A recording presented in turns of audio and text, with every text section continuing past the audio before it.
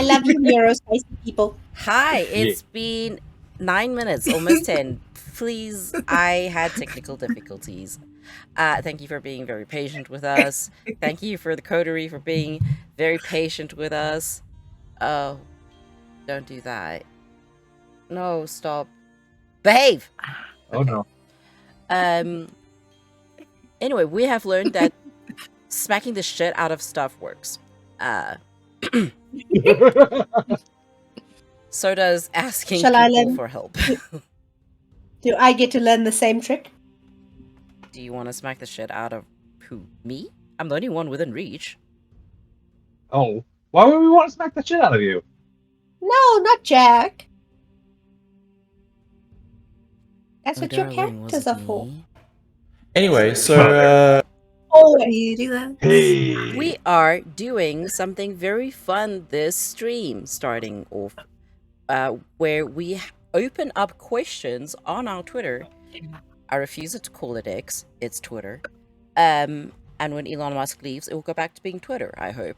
Yeah. Where you guys can ask questions of us or the characters, and we will answer them. We'll pick 2 to answer pre-game. So far, we've only had 1, which I'm very appreciative of, excluding the one from our storyteller because she's banned from asking questions. Because I said so. Ignore her puppy eyes. It's a lie. So from Omega Scales, 21 hours ago, what was everyone's favorite food/drink before they were turned? Which I think is really interesting. Oh. I'll start off.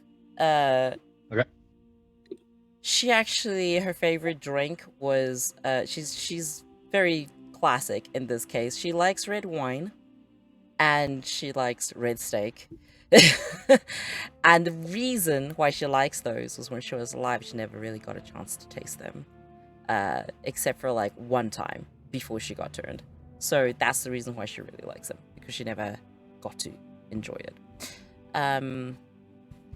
Yeah, who wants to take that question next? Oh.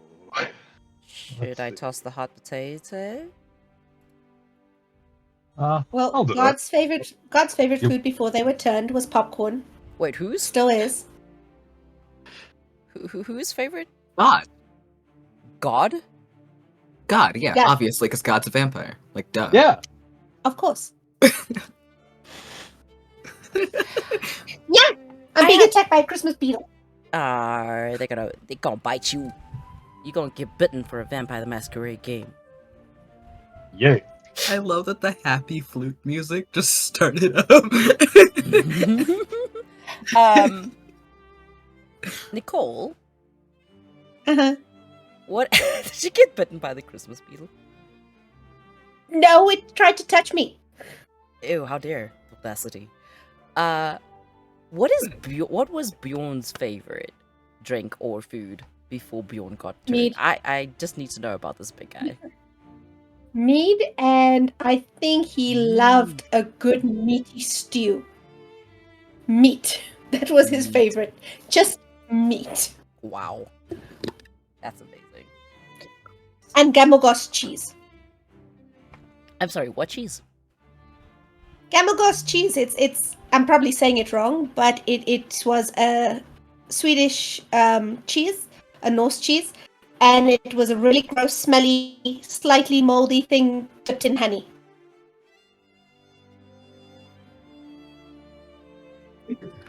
Yo, that man has some strong taste. It's so funny to me. I guess I'll go next because this is so funny. It's so funny to me that Bjorn and Amorette are 2 of the people that hit it off.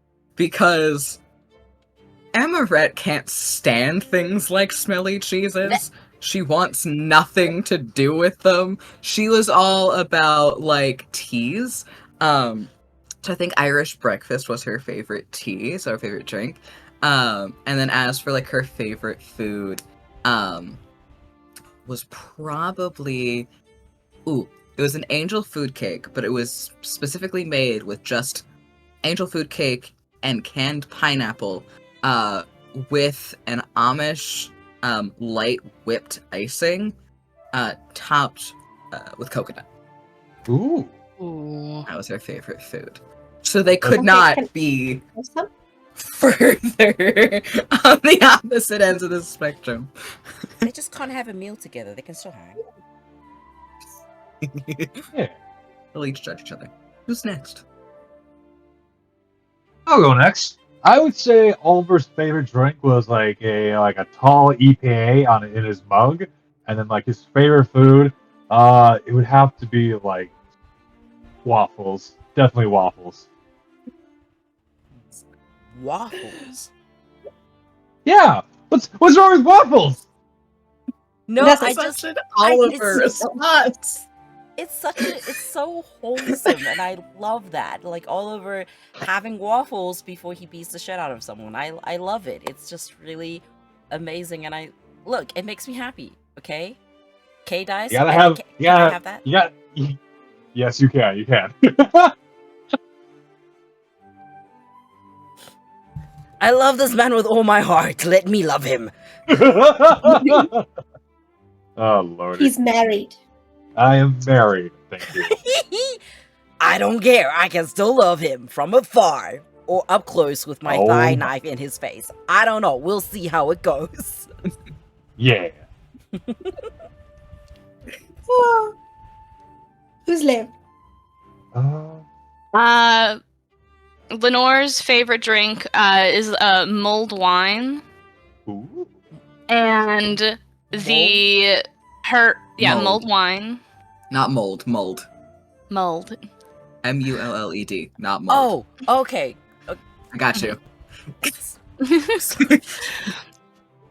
And her favorite food was peach cobbler because it was the first food she learned how to make. Oh. Mhm. I know you're such a sweetie pie. Can we hug this giantess? Like, I just want to run up and hug her around the waist because I can't hug any higher. Climb her, you coward. Oh my. Oh. Blaine, what was your favorite food?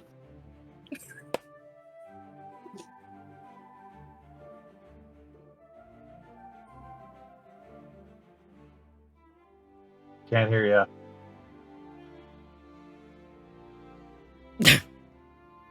Oh, homie. It's okay. We smack the shit out of mics here. Yes. Beat the mic. Beat it.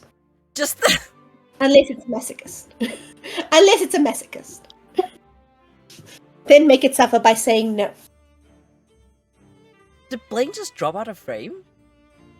You just like lower it Yes. down. Yeah, I think he's fighting something under the desk. The microphone. Yeah. to be probably. fair, same. We can get back to that, but Yeah. should we wait for him to pop up or recap? Oh. Oh. Oh. Okay. Things. Oh, Good who thing. became who? I have to know. So Mhm. Vesper, you're the storyteller. Let's go. Oh, okay. I am my grandfather. Oliver, you're I- insane! I am my That sounds like a really bad joke. I'm Oliver again. I like being Oliver. Oh god. Hold on, I can be my grandfather. Oh, I'm here's sorry. something. Just a very, very flat way. Corp was like, "Oh, I am my grandfather." It broke me for some reason. I'm sorry. Yeah. Hello, grandpa. I just love that. Oh, that's Dodge. No, we're not playing the Gilf game. What? What? Yes, you are. Hell no. Hell I'm yeah. I'm sorry. I I'm mean- sorry. Thomas is a grandfather. Thomas is a gilf, whether you want to admit it or not. Hell yeah. I never said he's not a Gilf. I'm saying we're not playing the Gilf game. I'm just saying that we're playing a vampire game, which means there are a lot of vampires who could be grandfathers and more, who are extremely hot. Yeah, no, I Red think a flag. lot So of true. vampires are gilfs. A lot of I mean- vampires and guilt. Somebody put that on the quote page. Bologna could be a gilf. She's old enough to be. No, I'd like. Yeah, and I guess technically any sire, who is a grandsire, is It's also a a gilf.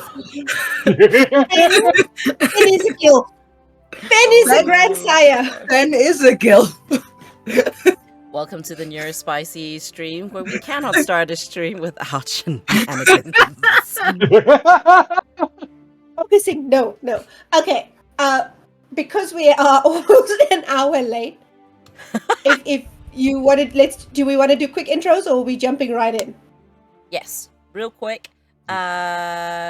Doing our last few announcements before the end of the year, because this is the last live streamed game of the Vampire the Masquerade's Endless Nights on my stream, because I will be going on hiatus for a month, for a lot of reasons. One being, I will no longer be on this tectonic plate. So it's kind of difficult not to be to stream when I'm not here. We will, however, have a Christmas episode that we will air on Christmas, despite me not. I'm hearing echoes and it's really disconcerting. Uh, I'm not seeing anyone light up. Okay, that's weird. Alright, just me then. I'm distracted. Where was I? Yes, announcements. So we'll no longer be here. I will not be streaming any other content except for Christmas. You will probably get memes off of Twitter. I will also be putting up funny clips of us on the YouTubes, so look out for that. I think that's it. I probably missed something, but I think that's it. Nicole, you want to go? I don't have much. I'm Nicole. I'm the GM. And yeah, on Thursdays you can catch Cove and I on Nerdsmith. And otherwise, I'm here. And I have plans, so many plans for the upcoming year. Oh god, we're all gonna die. probably. You already did. It's fine. We're going to die again. Yes. Cove just grinning. Cove, you want to go? Sure, that's fine. Hello, I am Cove. You can find me pretty much everywhere at Selkie's Cove or Selkie Cove, just depending on how it works. I thought it sounded better than Cove Selkie, even though it's backwards because it sounds more like a location, but that's just my brain being autistic. I use all pronouns. All I ask is that you switch between them. Try not to stick to one. That's my only little request. You can, as Nicole said, find me on Thursdays with her over at Nerdsmith. It's so much fun. It's 50s Eldritch Horror. My character's starting to act a little sus. So is hers, to be fair. And then you can also find me on Tuesdays over at Dinner and a Game playing A Small Town Life, which is the Monster of the Week game. It is about to wrap up. We might be on our last or second to last session.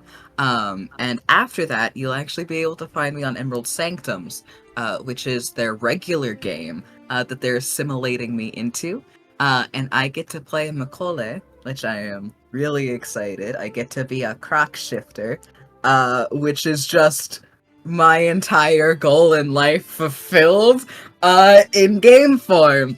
I'm super excited. I have a whole playlist saved of crocodile behaviors and sounds and stuff because I am autistic.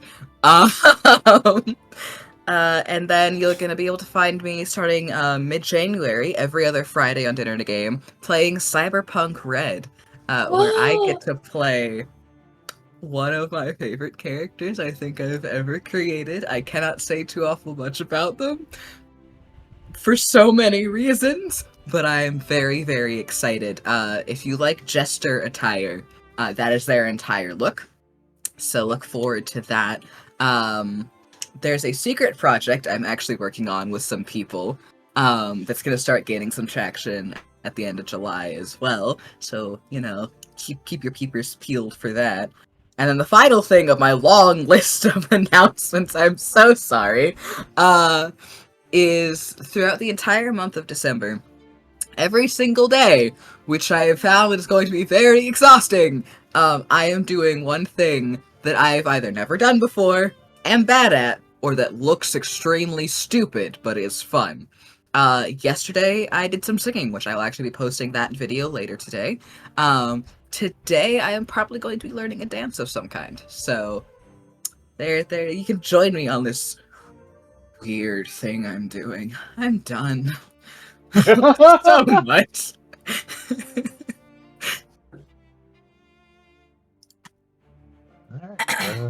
I guess I'll go next. Hello, everybody. My name is Dice and Autism. I tell stories on the internet, and you can find me on all social sites at Dice and Autism. You can follow me on my YouTube, that is known as the Dice and Dragon Theater Company, where I just posted a really sad D&D story that I'll be turning into kind of like a podcast. If you guys enjoy that and everything, and also I've been posting some a new skit series called Pack the Father, which follows a young warlock and his patron is his dad, and it's a lot different from any stories out there because his father actually loves and dotes on him. So yeah, I also stream on here like every weekend and Wednesday. I have a campaign called New Rawls. It's a 1920s gang warfare kind of like stream, and yeah, that's all I gotta say about that. Follow the rest of these amazing people because they deserve it. I'm gonna hot potato Lenore, aka Vesper. Hi, I'm Vesper. You can find me here. I use they them pronouns, and that's about it. Oh, and Lenore uses she her pronouns. Blaine, last but not least. So Blaine's mic is being a little bit funky. But Blaine is the wonderful person who runs our Twitter. And he is Gaming Blaine, and he plays Thomas. That's my grandpa. And yes, he's Kurt's grandpa. It's her spirit grandpa. And also biological grandpa. Sorry, I'm looking at Blaine's face, and I just got caught up in our chat, and all I see is I'm literally gonna burn this one, referring to his mic, and I'm like, okay. Oh, I love it. Oh, I can occasionally Anyway. talk puppet Tom. Just me. Considering we are now exactly an hour late, I'm going to jump back into... I just want to do it real quick. So is Blaine still having mic issues? Yes. So how are we going to do this? He's going to be slightly mute. Are we doing the text for the Yes. the Thomas? Okay, cool, awesome. I'll just have that up somewhere. Awesome. Yeah. Got it. All right. Okay. Take it away. So on the last episode, we had a lot of fun because Oliver happened to go visiting the neighbors. And after he did bad things to the motorbike for them being rude and noticed people watching him ominously from the windows and the shadows, he gave them a double Oliver salute and then crossed back to the house. On the way back to the house, however, he happened to see somebody wearing a bunny suit on the corner, which is really weird because Halloween is only next week. And as everyone was talking and settling for their morning drink before going to the show, Oliver happened to mention this to Amorette. Yup. And the entire session went sideways because Amorette started playing Lock Down the House. Lenore went to go get a gun. Thomas went to go print the security feeds, and Bologna just walked around going, "What are you all panicking about? What is going on?" Seeing how concerned Amorette was for the 2 minutes before she disappeared into a hiding space somewhere in the house. Oliver and Lenore went to go have a conversation with this here bunny man in the park. And in the park, they found him, had a bit of a throwdown, and then Oliver basically stabbed him twice through the neck and the chest. The bunny man did not go down. Lenore shot him in at the chest. The bunny man did not go down. Lenore shot him in the back of the head with a shotgun. The bunny man went down, but did not die immediately. Oliver got a little bit anard, graphically. His arm was almost severed, hanging on by a tendon. And luckily that is when Thomas arrived and got them back to the house. But when Thomas tried to take the body back with them, there was no body. The bunny man was gone. So lurking somewhere in the neighborhood is the bunny man. On the plus side, Thomas managed to restore Oliver's arm. So Oliver is mostly whole right now. They then got in the car and went to the American Magicians Association. It is a beautiful old building. It is about 100 years old. And it is in the style of one of those massive old theaters and a museum put together. The entrance and the wings are all about old magic shows, old magicians, posters, equipment, tools. You even see items from people like Harry Houdini and David Copperfield all over the place. And there's mannequins in the magicians' costumes, in their showgirls' costumes and their assistants' costumes. And it led you into the main theater. You guys went up to the balcony. You had a private box, which Wayland organized. Wayland being Thomas's friend, who is the stage magician doing the big show. Amorette, however, separated from the group because she was invited to perform. She did a performance that brought the crowd to tears. And while that was happening, Lenore and I believe Thomas, I'm not 100% sure, spotted something strange. No, it was Oliver. Thomas and Oliver spotted something strange. That the theater ushers were kind of weird. Some of their costumes looked very old. Some of their usher uniforms didn't match the modern uniforms that most of them wore.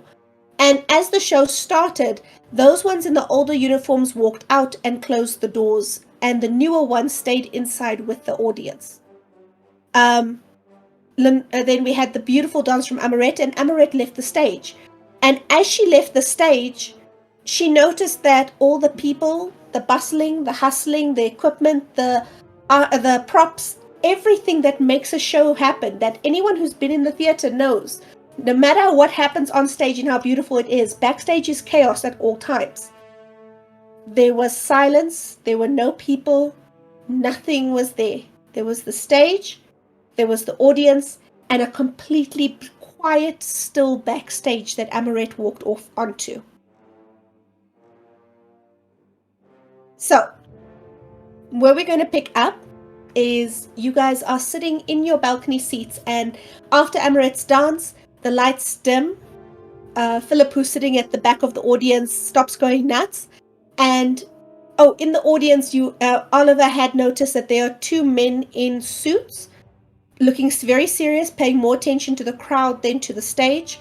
You guys do spot a few vampires that you know here and there in the audience, but not a lot, about 4 or 5. The audience is mostly human. So, and Amorette had spotted behind the scenes, behind backstage, before she danced, there is a gold and silver mask that it looks like the two halves of the theater mask, the happy face and the sad face, that have been fused together. And if you look at the back of the mask, it looks completely diamond or crystal of some kind sparkling, that was sitting on a stand and in the shape of a man's face. Then she went on and performed. So after Amorette steps off stage, the lights dim and the thumping music starts. It is a heavy bass, it is a heavy beat, and a little bit of fog fills corners of the stage. It's quite a big stage. And 3 women in these spindly high heels, in these leather jackets and black crop tops and black jeans with big poofy hair, come onto the stage, and they push onto the stage what looks like an electric chair. The electric chair is empty, and it's moved to the middle of the stage. The three are dancing around it, and as they dance, they're flaring their coats. And their coats are quite big. They've got like a lot of poof behind them, but they're not big enough to be like a blanket size thing. But as the third one goes past and flares her coat, you literally see as the coat goes past your view, where it is left behind, you see Waylon sitting in the electric chair like he appeared out of nowhere, wearing that mask, the silver and gold mask. And the crowd goes nuts. They are screaming, they are shouting out, they are like, as vampires, you kind of like, does Wayland have obfuscate? Did he use celerity to get to the chair really fast? I mean, like, you guys can, like, what vampire powers can he be using to do this? But you didn't even pick up how he got to that chair. And Wayland stands up and he starts his routine, and it is flashy. He's doing things that even make you as vampires go, something here is not making sense. He shouldn't be able to do this or this. I don't know a discipline that lets you do that. And the show is amping up, and they bring out this massive glass box. And inside the glass box at the bottom there are jets that start shooting flames up.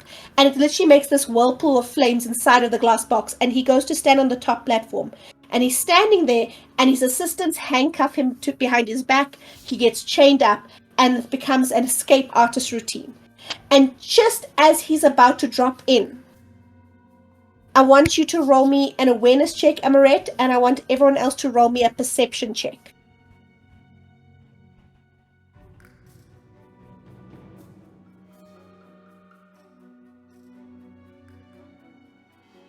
So perception checks, yeah. That's awareness as well, right? Or just No, perception? alertness. Alertness. Perception is alertness. Awareness is, if you have awareness, you can roll it. Okay. Remember, alertness is physically, what do I see, hear, smell, taste. Awareness is, what do I sense, what's the oogie boogie, what's the vibes.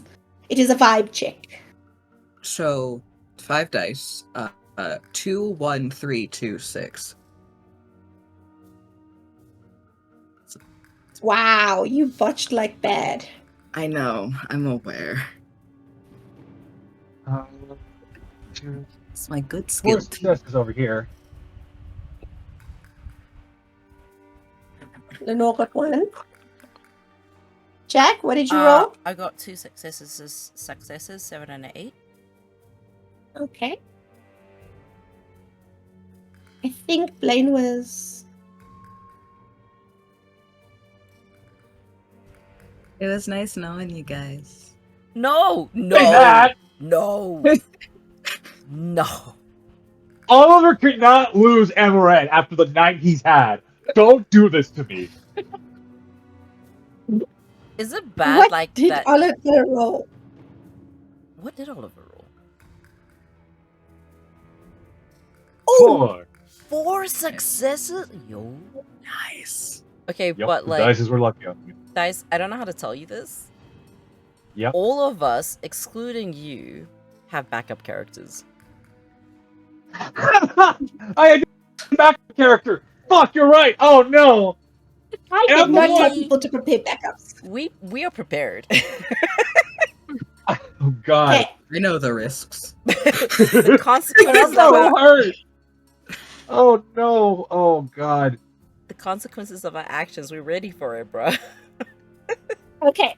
So Lenore, you got 1. You noticed something kind of odd. You are used to looking at the night because the bats are where it's dark. You know darkness fairly well, especially with your ability. And what you notice is this weird thing is that as this trick is starting, the audience should be a fixed level of darkness, especially on the wings. Yes, there's flashes of light that affect the audience's level of darkness. But what you notice is that the edges seem to be getting darker and darker to the point where you can't see the doors that take you out of the audience. Oliver and Thomas, you also notice that. Thomas, what Right. you notice is that the edges of the crowds of the audience is starting to get grey. Almost sepia and grey and colorless, almost like the color is draining. But only the very edges, like the first 2 seats on the edge of each row. Thomas, you notice, and I mean Oliver, you notice that the curtains next to you guys are starting to grey as it gets closer to the balcony seats. Okay.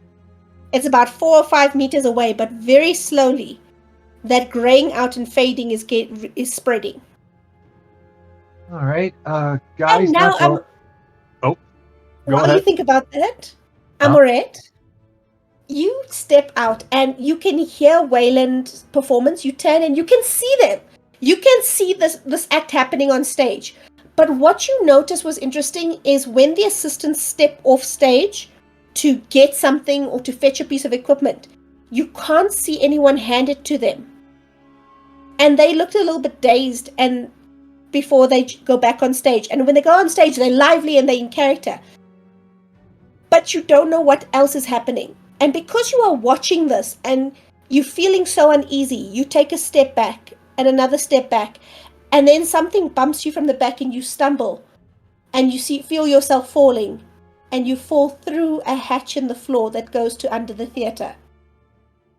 And you hit a pile of bags, bags full of straw that's meant to cushion a fall of someone falling through during a show. And it's dusty, and this cloud of poof of dust erupts around you.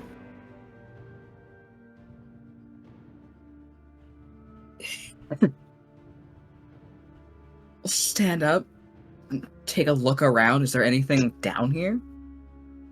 It's fairly dark. It looks like just these bags go on for like at least 50 meters, which is kind of weird.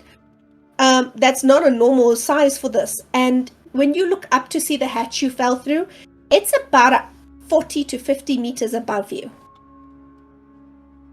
It didn't feel like you fell that long. Oh. Oh no. Is there an exit? You do see a bit of light in the far distance. She's gonna start like. Are the bags just all over the floor? They're all over. They're uneven. Some of them have holes in them, so you can see the straw sticking out. Some of them are still hard. Some of them feel rock solid, but you can stumble your way through. Yeah, that's in a little bit of a panic. That's what she's gonna try to do. Just one thing, as you are climbing your way through this, every now and then you kind of stop to get your bearings, or because you almost fell, and just on the edge of your hearing, you hear something shifting just before it goes quiet. Back to the group. Oliver is just gonna like nudge Bologna and just say to everybody else, so the colors in our curtains are starting to go gray for some reason. Oliver's gonna slip on his brass knuckles. I'm just gonna check something out real quick. The booth next to you guys, you just see someone look over and be like, shh. I just flip on the bird. The Oliver salute.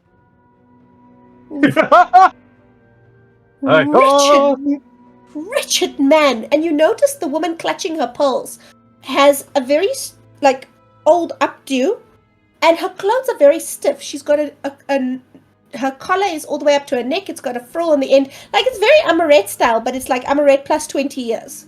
Starched. The man next to her is in a tux. Does like any other members of like the audience have like that same kind of like get up? Roll me a perception check. Can I just say, when she like says that, like, wretched man, Bologna just leans across Oliver's shoulders slightly, just does this and peeks over his shoulders. Like, don't you just love that about him? She goes red, like she's like, oh, and next to her, a woman who looks very austere, like taps her hand with her fan and goes, "Leave them alone, Susan. They're low class." That'd be a dose. 2. There is about a row of about 5 guys wearing white sailor uniforms, like the kind 1940s military sailors used to wear. There are some people in these massive brimmed feather hats at the other end. You see a couple of people in overalls looking a little bit dusty and dirty.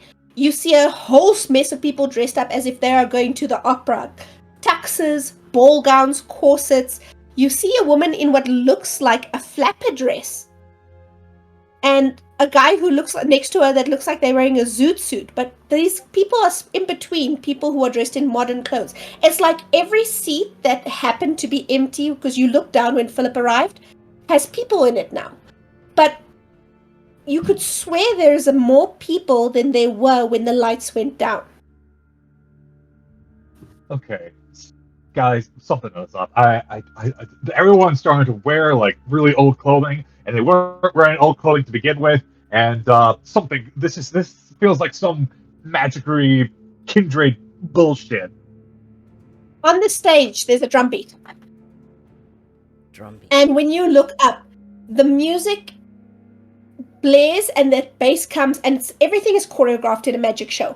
And Waylon gets to that point where he's standing and he leaps up and to fall into the glass box, and then he kind of stops and he starts hovering in midair above the flames.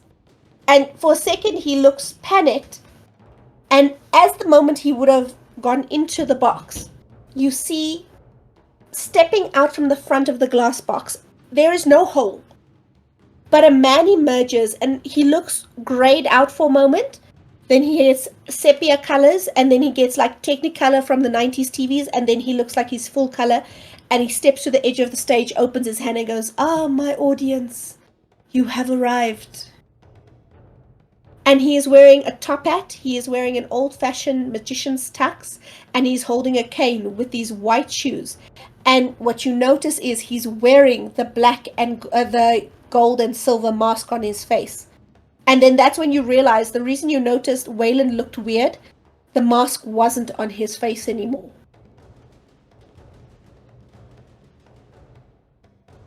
And the audience gasps and applauds and, "Oh my word, this is amazing." Excuse my French, but what the fuck was that? I am in Alright. agreement. How do we even wish to proceed? I have an idea. How about we check on Amorette and everything? Because this whole place is giving bad vibes. Welcome, welcome, my audience. Tonight it is my honor to provide to you a wonder of magic, mystery, and intrigue. You are here to see the performance that will entrap you and entrance you for 1,000 years. Never again will you see some of the wonders you will see tonight. And he kind of gestures to Waylon behind him, and he's like, "My new assistant will show you wonders that few can survive. And my others will show you wonders that will change the way you see the world. And now for the first performance." And he clicks his fingers, and it's this weird sensation seems to ripple through the space. And the next thing, you literally see two women coming onto the wings dressed in what looks more like Las Vegas showgirl uniforms than it does like the modern magician's assistant clothes. And they come to him and they're wheeling on a box, and one of them gestures with a hand, opens the box and climbs inside. The other one lifts up a saw and they start the sawing a woman in half trick.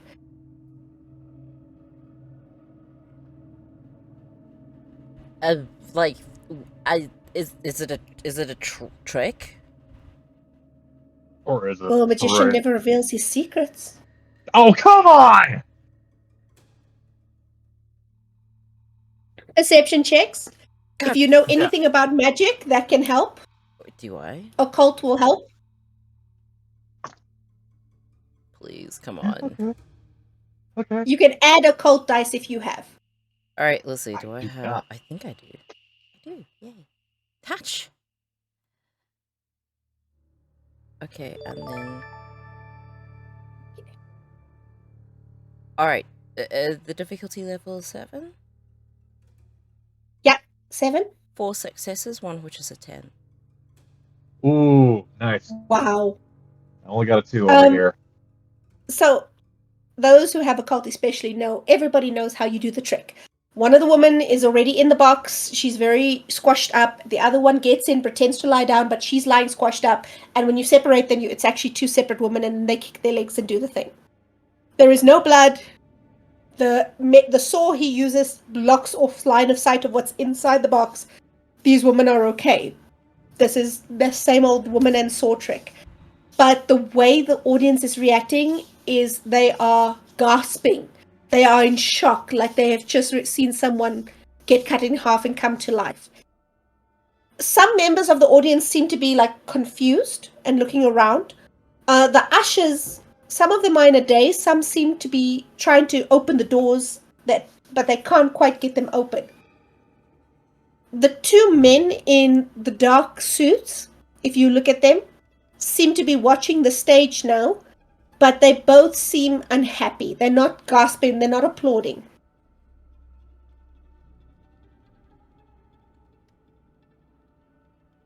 Okay. I don't like this. I agree with Oliver. This is definitely sketchy. We should maybe dip out, try to get backstage, figure out what's going on. I fist bump Lenora. Let's go. Bologna, I'm putting on the brass knuckles. Bologna also doesn't That- say anything. She just takes out her dagger and she gets out of her seat. She steps up and then she The starts. curtains ring. Sorry. Then she gets up and she starts like going down the aisle. She's leaving. She's going to go find Amorette. Yeah. You guys aren't in an owl, you have a private box, so it seats like 6 or 7 people. Oh yay! Okay, we're leaving. The graying out has reached your curtains, and what you notice is that it's moving towards the door of your box. But you open the box and you step out into the corridors. And as you do, the graying out hits the door, and when the last of you passes through it, when you turn around and look, the door is darkness. You can't see in anymore. I don't like this. Ow! And the graying starts spreading to the outside of the door into the corridors. But very slowly. You could outwalk this without effort. I think I look at my clothes. Do I look gray like the other people did? No, you're fine. Okay. Let us go find Oh, Amorette. And she's missioning down the corridor towards backstage. Yep. Following mom. Just the click clacks. Click like shiny matte rock. Sorry. That's the letters. So I'm just seeing somebody wrote throw a chair before you leave. Okay, so you guys head down the passageways, and when you get to the stairs that take you down from the balcony seating area, because you have to go down and you have to basically go through service doors to get to the backstage, but you can get to backstage from here. You're not sure how though, because none of you have ever been here before.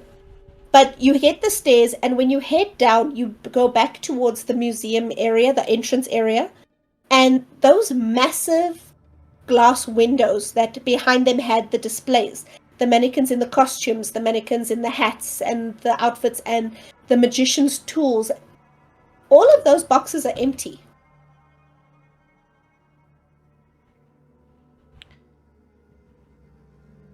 Where did everything go? This continues to get weirder by the second. We definitely need to hurry. Yeah, Oliver is like picking up the pace for like a jog now. Who's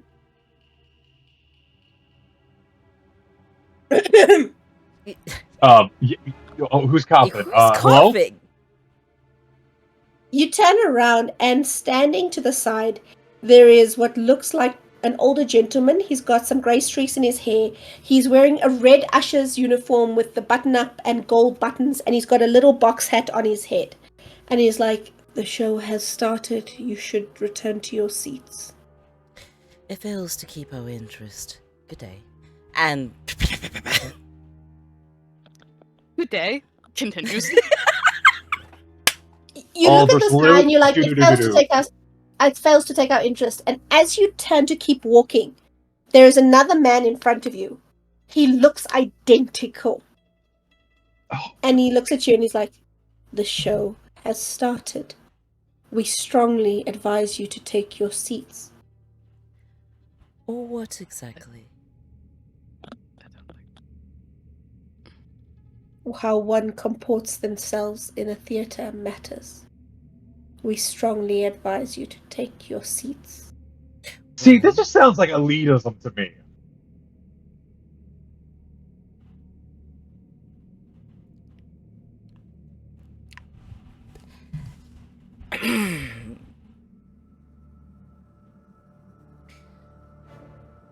Well, Tweedledee, kindly tell us what exactly would happen if we don't.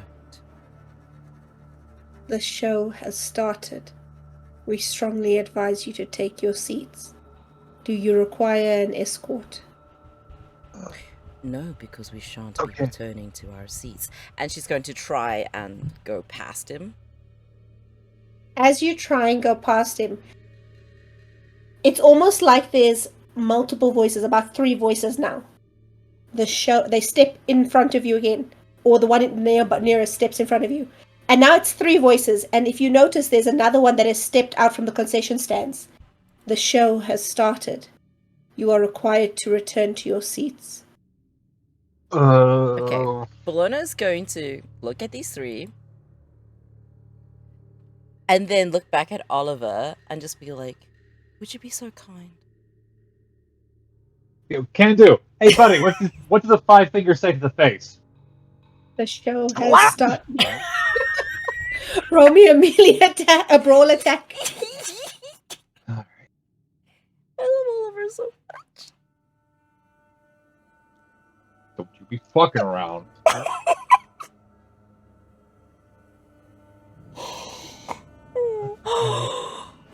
Fluffy. That would be dos. Okay. Yeah, no.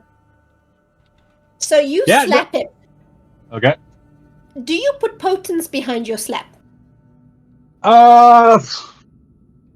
No, because I think this guy is human, and I don't want to be like You sure? murdering He's this human? guy. Like double D, double dum, double twee? Like, we sure about this human? Okay. Probably not. Probably not. After like him appearing at I'm gonna put a little bit of potence in it, a little spice. A little bit of potence in it. Okay.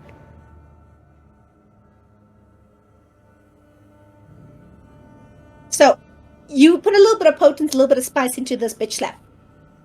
Bam! And the guy literally goes sideways and he goes sliding across the floor. And as he slides, what stops him isn't a wall.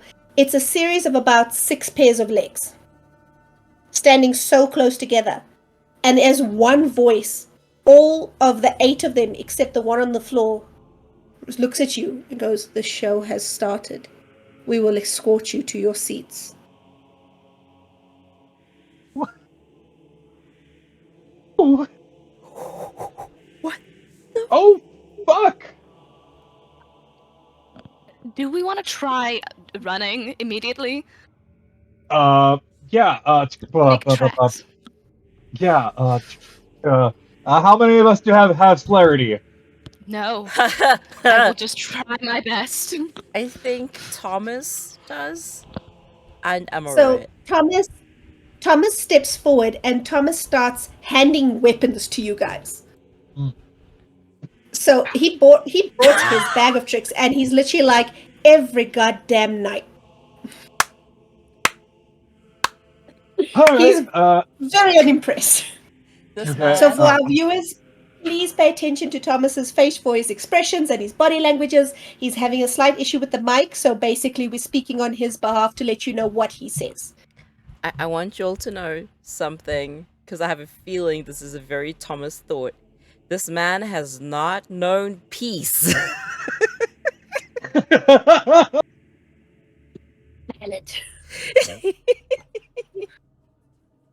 There's been no night He just since wants this man to has play. known peace. He just want to play with his trains. That's all he wants, to play with his trains.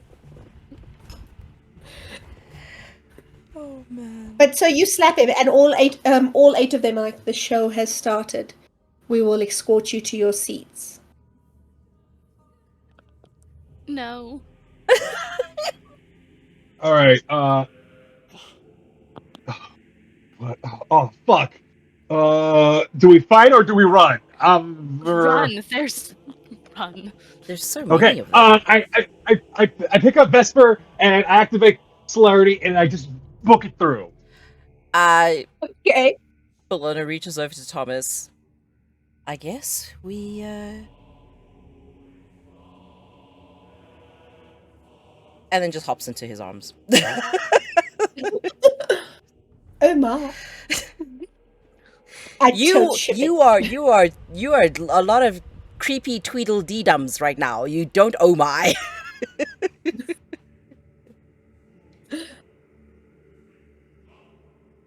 As you are running away, you can hear them go, "We are to escort you to your seats. Please return." No, thank Fuck you, this darlings. shit, I'm out.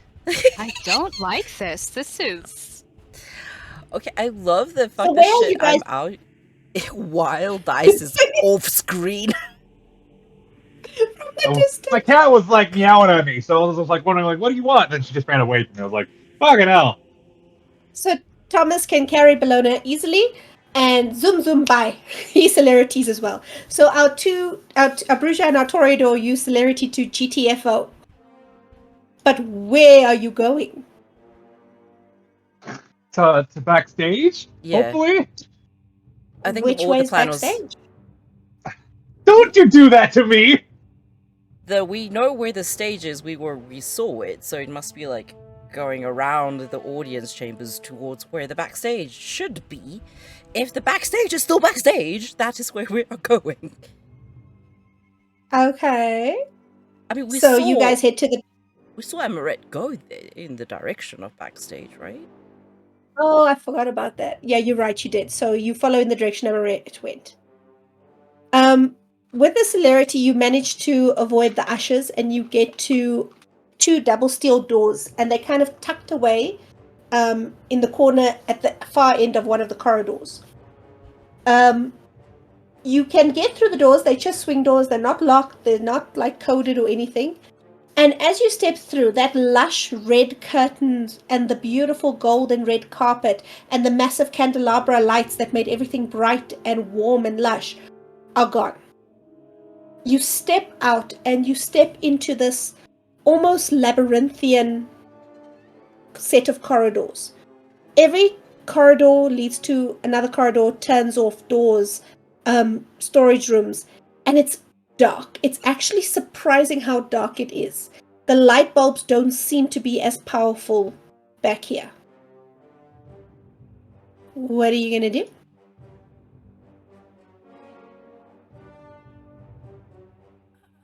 All right.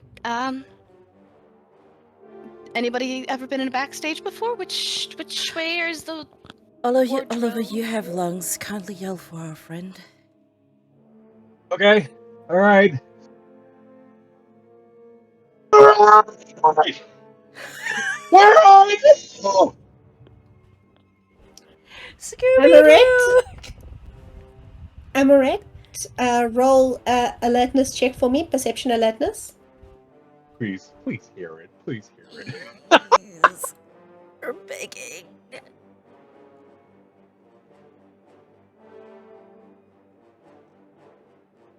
Oh no. I've made 2 rolls tonight. Oh, That's no. it. And they've both been botches. Oh no. Oh! You botched our I've gone- You don't hear Oliver bellowing Amorette. You hear this voice echoing down the corridor to your left. It is deep and it is haunting, and it seems to call a bit of your name. You hear Amorette. But there's something so like disturbing about that dark corridor, so ominous, like something is calling to you, something is coming for you, something is coming to get you. Ooh. Booking it the other direction. Absolutely fuck that.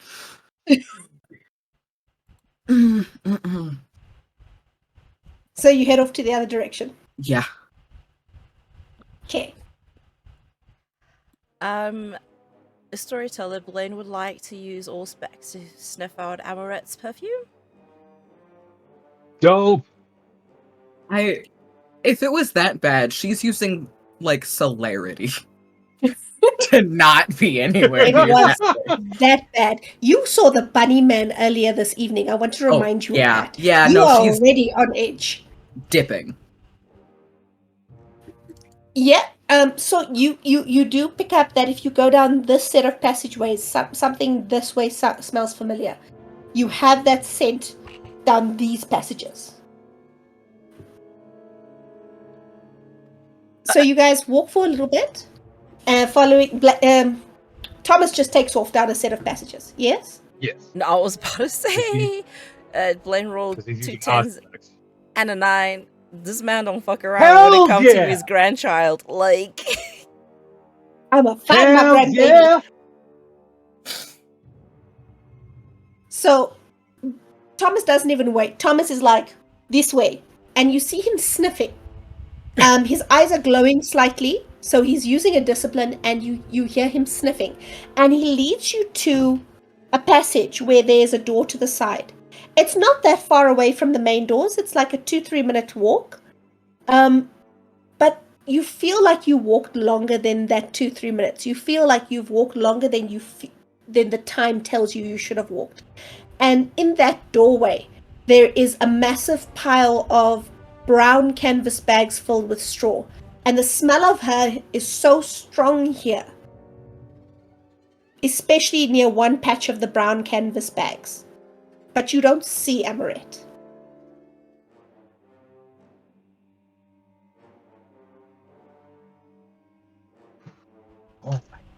Oh, I don't like this. can I see Is- if there was like anything that looks like there was something down here? Did something happen? Maybe I can see a scuffle. You can see a bit of light all the way up, and there's a square-shaped light, so it kind of looks like something was supposed to land here. There is one more thing you see, though, if you go into the room. Does anyone go into the room? Alana does. Lenore absolutely does. When you two step into the room, just do me a perception alertness check quickly. Difficulty 7. In fact, difficulty 6.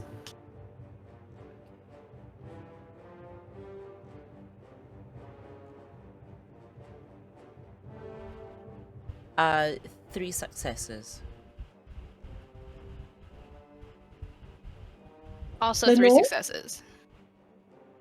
Okay. There is a thin, dark figure standing right by the door. You see out of the corner of your eyes as you walk in. Is it really Tweedleton? No. You turn and you look fully. It is a thin-limbed, pitch-black mannequin. And it's paused as if it was reaching for the doorway.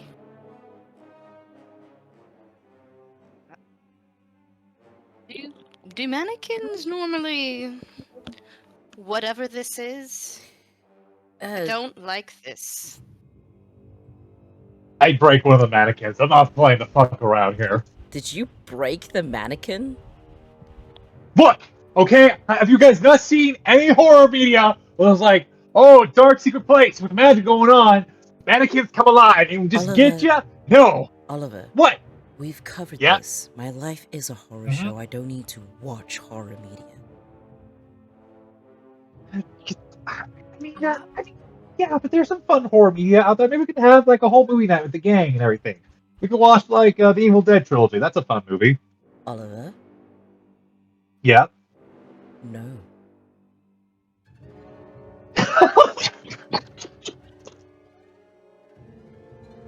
All right. Okay. All right. Thank Well, you. we'll at least back burner this because the horror media in front of us is very concerning. Exactly my Yeah. point. That. Does Oliver actually destroy the mannequin? Does the mannequin, I don't know, spontaneously Oliver- combust? What happens to it? Oliver No. smashes the mannequin and he smashes a piece of it off. Does it move? And when he does, Thomas kind of leans over while you two are arguing, looks at it, and normal voice, kind of like, hey, there's a piece of living bone inside that. I'm Oh! sorry. Bologna's Ah. straight up gonna turn around, look Thomas dead in the eye, and just go, elaborate? I hate this. Every time. What do you mean, every time? This is the Every first time time we any leave the mannequin has house. tried We to... don't even have to leave the house. They make a point. It's a very good point. This is why I don't like leaving the house. Thomas, elaborate? When he points it out, you see that there is where the mannequin broke. You see the edge of a rib bone where a rib bone would be in a person. But this mannequin is made out of a very dark, black, lacquered wood. It's not made of flesh. It's not made of clay that someone could mold around the bones.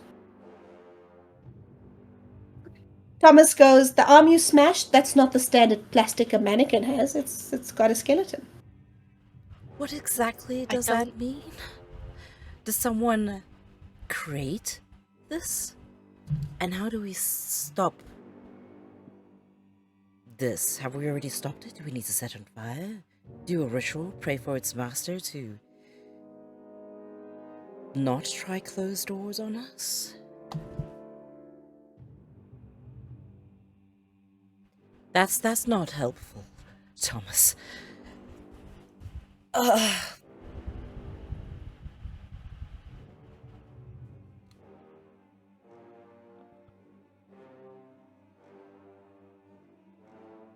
Would Do we taking take that the piece- bone?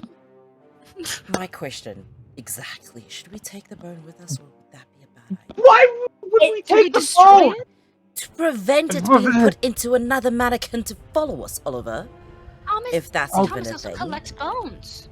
Yeah. You want some of this, Thomas? That is also fair. Thomas, would Thomas, you like the creepy bone? If Amorette He's was kind of here, inspecting. if Amorette He's was... inspecting the mannequin. Sorry. You know, Storyteller, please go, it's fine. Bologna talks too much, Thomas please is- continue. No, I'm sorry. Thomas is kind of, while you guys are having a freak out, inspecting the piece of bone that's sticking out of this mannequin. It broke fairly easily. Like Oliver's hit it and it cracked and it broke. The wood is old, it's not new. Jesus Christ. That's 4 10s, 2 9s, 2 8s, and 1 7. Jesus. Thomas. Okay. Love it. 1, 2, 3, 4, 5, 9 successes. Okay. With 9 successes, the bones are in the right place for a middle-aged man. Fairly slim. You notice that the mannequin actually has facial features. You thought it was a blank face, but there are no eyes, nose, or mouth. But they are definitely cheekbones. There are definitely indentations where the cheeks would be. You see a very sharp jawline. If you painted on eyes and a mouth, there is a nose. Sorry, there is a nose. If you painted on eyes and a mouth, this would be a handsome mannequin. It would be a very good-looking piece. You do notice that on one of the hands, there is a finger that is not made of wood. It's made of gold. But this thing is, it has all the musculature of a human.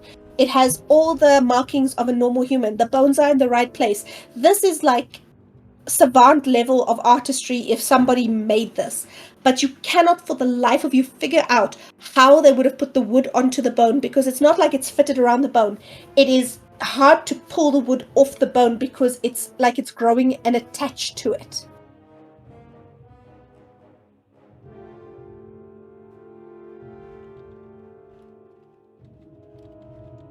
Can Lenore make a check for, like, has she, like, read of any magics that could do this? You're welcome to. Can But are you going to use occult or do you have a specific law? Just like standard, like occult. Like, has she like come across anything in her learnings? Okay.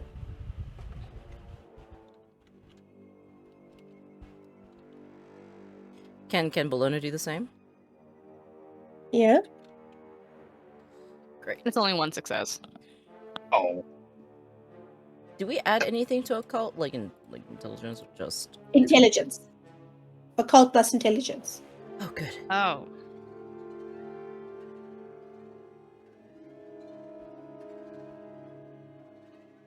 Intelligence. Hold on, I need to double check my pool.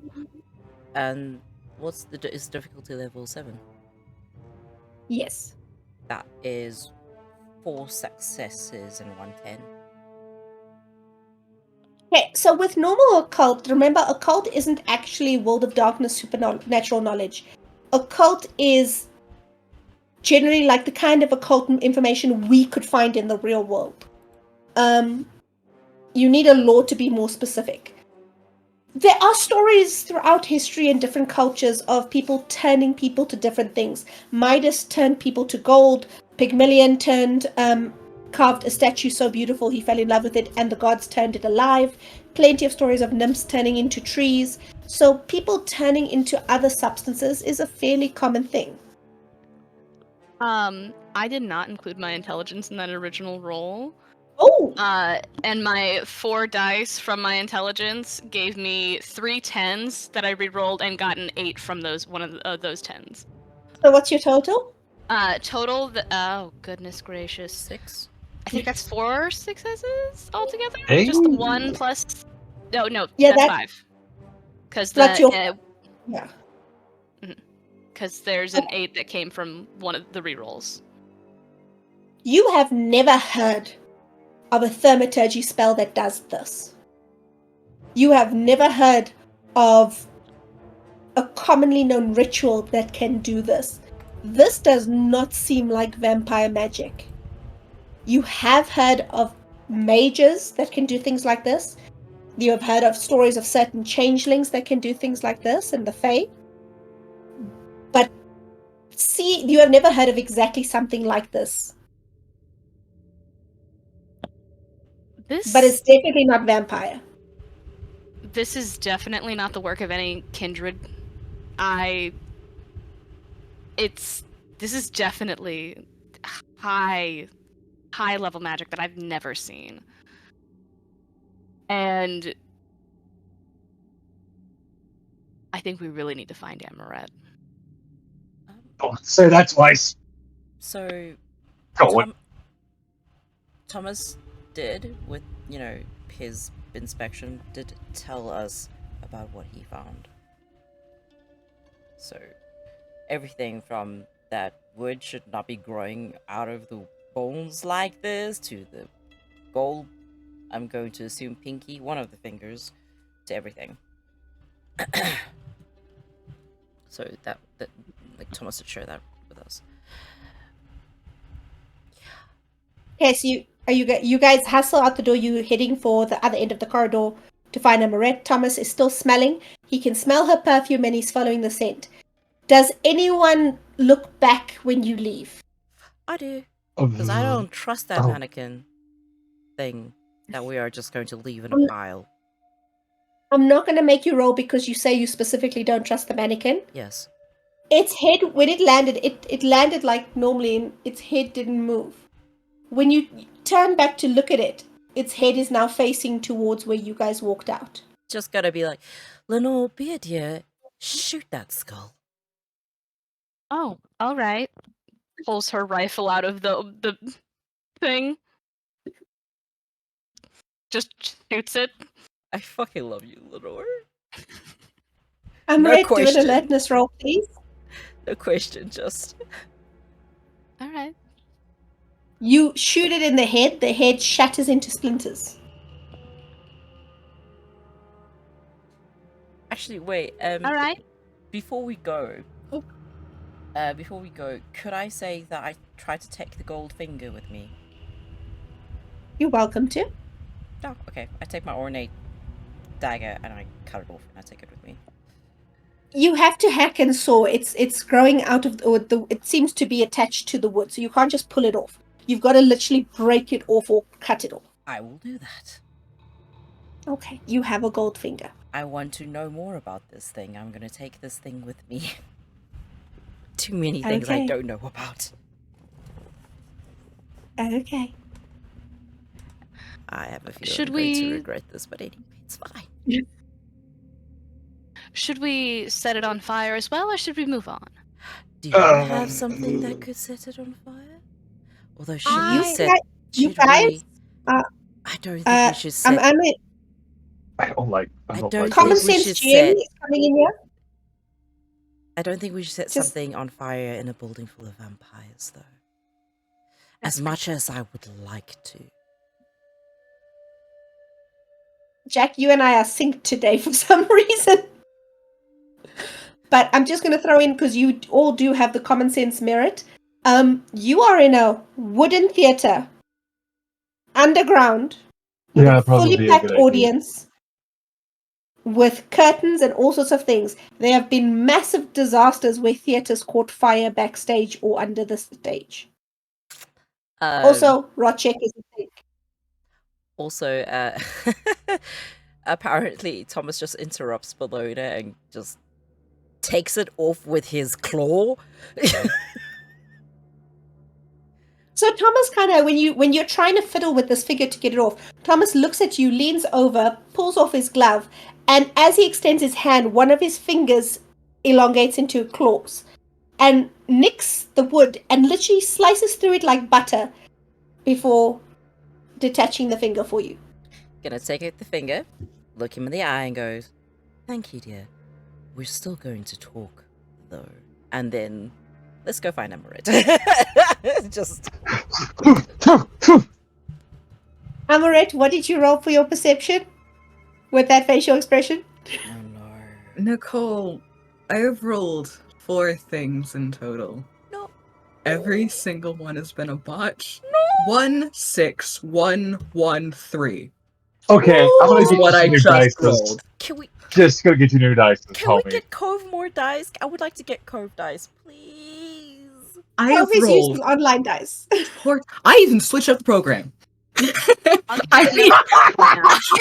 I need to let you know. I even switched up the program. I have rolled That's- 4 things. Also, in case you didn't see, my roll right before that, my little panic roll, I also botched. So that's where I'm chilling in life at the moment. No! Amorette.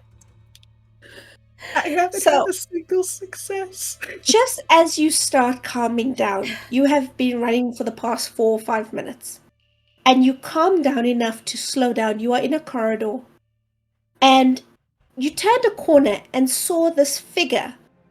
It was very strangely hunched over. It almost looked like someone had been thrown back in a punch or something, and had frozen with their back arched, looking up at the ceiling. Was a mannequin. And the singular mannequin in the corridor looked really weird, and you were trying to debate whether you should slip around it or like find another route. And you even started considering maybe backtracking a little, thinking maybe you panicked a bit, you don't know where you're going. And this cacophonous slam, bang, comes echoing down the corridor towards you, and it almost seems like the sound is chasing you. It almost seems like this sound itself is a creature looking to find you and grab you in the darkness.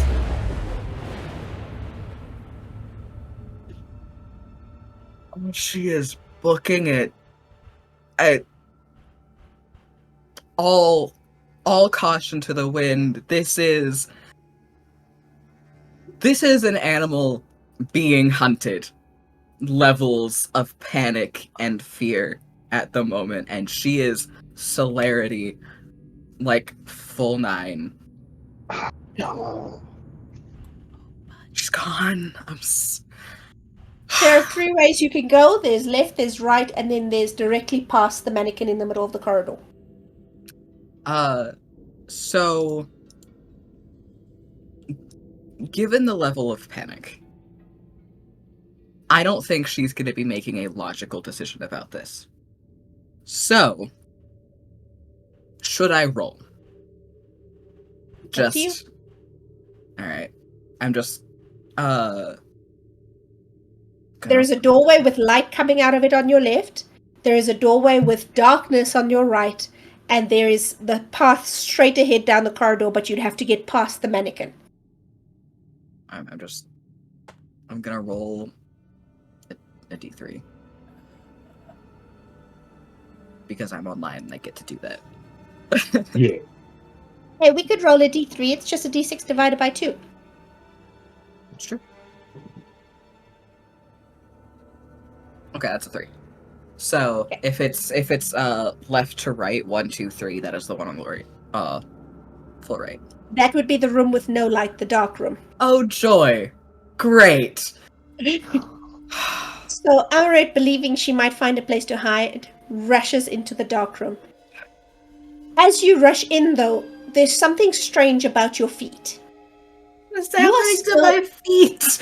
You are still no. There's a texture change. You are still in the outfit you danced in, which includes ballet slippers, and ballet slippers are very sensitive to the ground. Yeah. They need to be.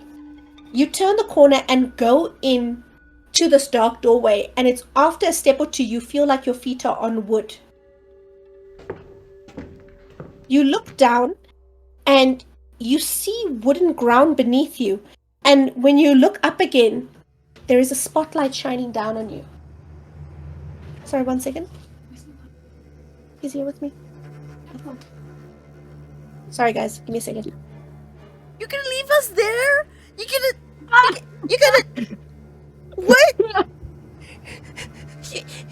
What do you mean you're gonna leave us there?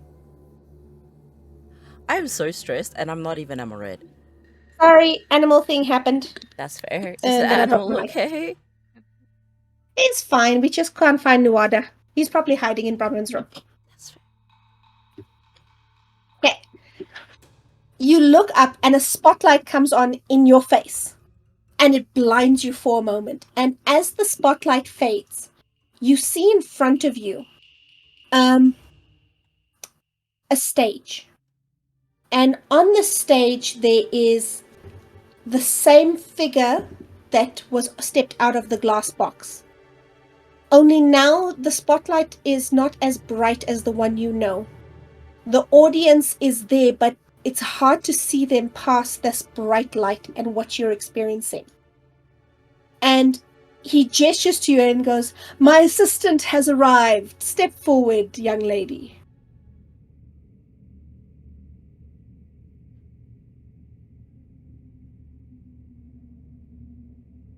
Come. Well, she's not going back. No. She'll step forward. Step forward. Perfect. She's not going back. Not after she is essentially being chased by something. No way. This is people. So you step forward and you find that there is everything set up for something to happen. And he has this massive wardrobe on the stage. And you look at it for a second and he opens it up and he's like, "As you can see, there is nothing inside, ladies and gentlemen. Nothing in the back." And it's on a stand and he spins it. And he's like, "And nothing all around. Now, my lovely assistant." And he takes your hand, he's like, "If you'll step into the wardrobe, please." I know which trick this is.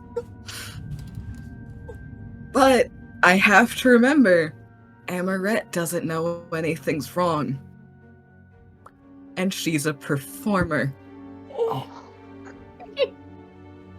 She is a Toreador, and this is her thing. She would absolutely do it. Yeah. She's not going back. Fuck.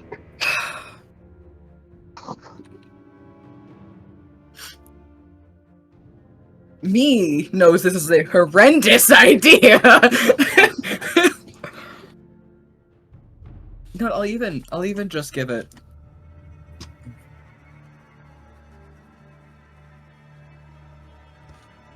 I need to.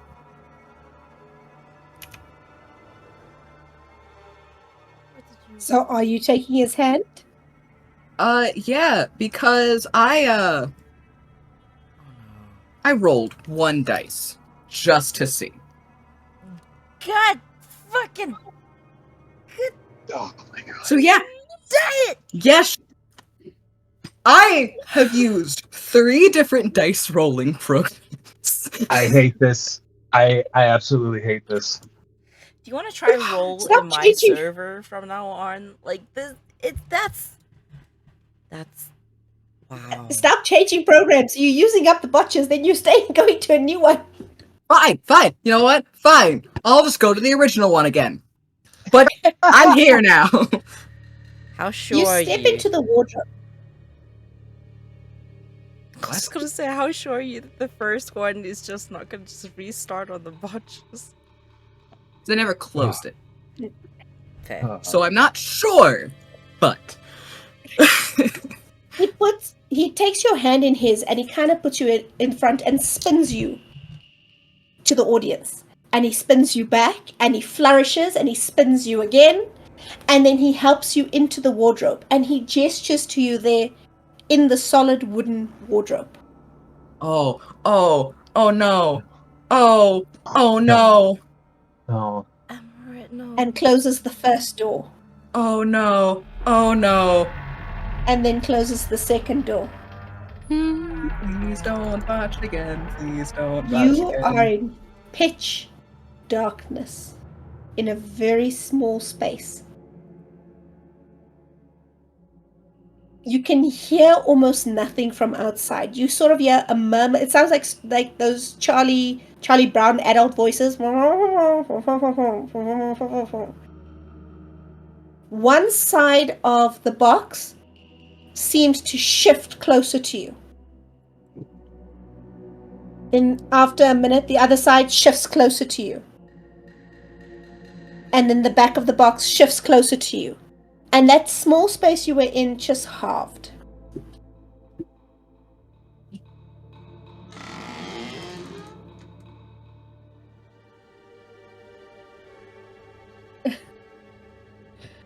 That small space you were in just halved. And you are shaking and panicking. You don't have the thought in your mind to push this door open. You almost want to collapse to your knees. In fact, that's practically the only thing you can do is you sort of slide down in this box.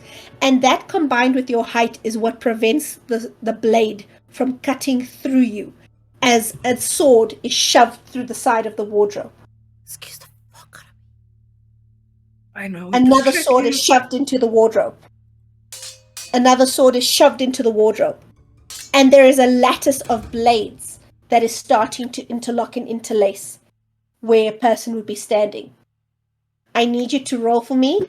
You are going to roll 2 things. You are going to roll, I need you to roll a dice for your courage check. Okay. And after that, I'll tell you the second roll. Come on. Roll good. Roll good. You got this!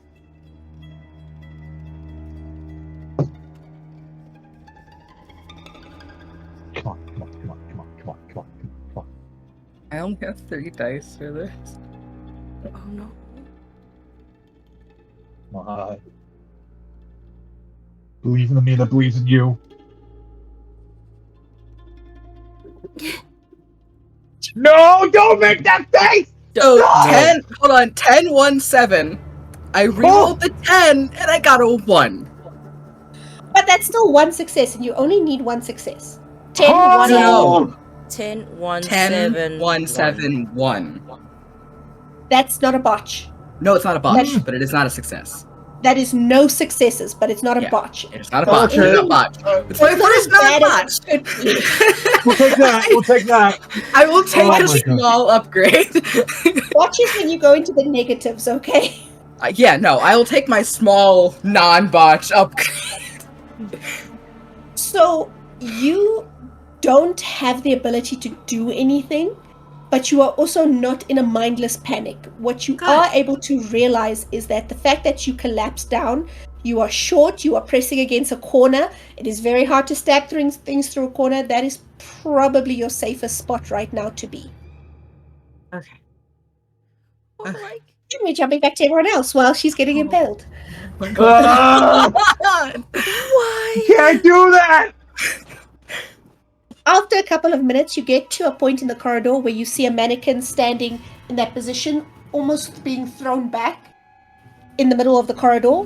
There is a lit up door to your left, and there is a dark door to your right. What is with the mannequins? I don't like this. This is. All right. Do we want to go the lit up way or the dark, scary corridor? Thomas, Thomas, what what does your nose? Yeah, both of us just turned to Thomas. Thomas, what does your nose say? What do you smell? Sniff check if you don't mind. What is it, Lassie? Did you actually Forgot say about that? that. Do you actually say that? No, hell's no. Funny though.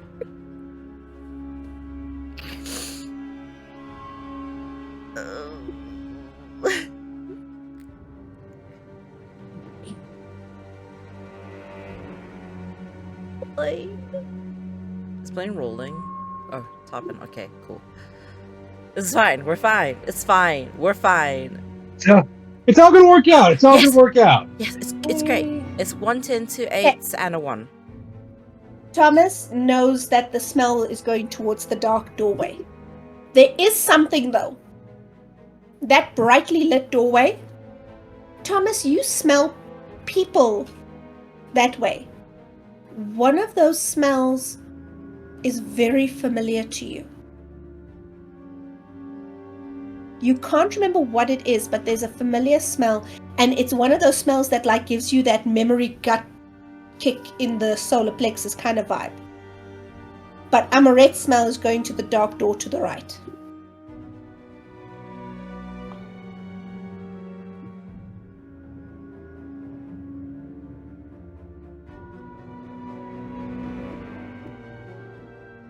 The fuck do we do? I'm waiting for Thomas to say something. This is Thomas's decision.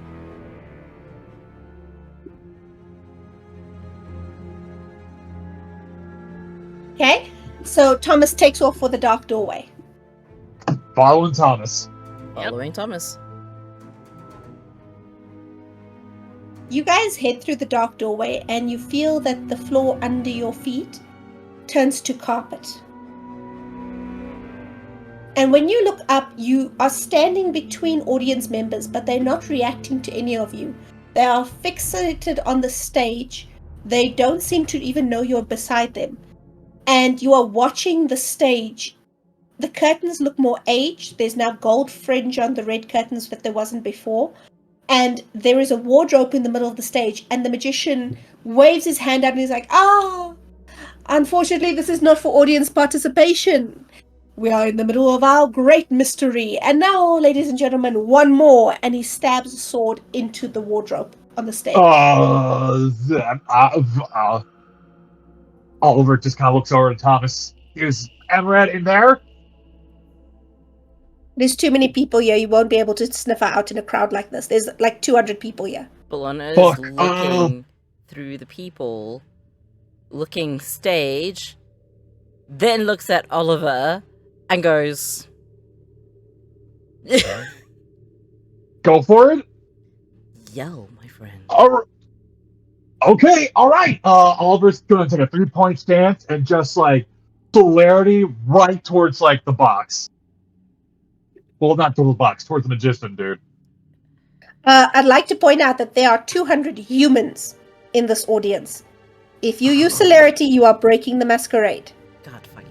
Fuck! No celerity then. I'm just like dead man sprints as humanly as possible, so I don't As fuck this masquerade. Oh god! humanly as possible. Okay, so you climb onto stage and ram the box. Yep. Okay. You ram into the wardrobe. Sorry, not the box, the wardrobe. And when you do, that moment you make that impact, the whole stage seems to shift and shimmer. And you see the modern lights, you see the modern curtains, and you see Wayland for just a second still hanging over that flame, and he's looking panicked and he's looking terrified. And then it goes back to the old view. This box has been impaled with about nine swords so far.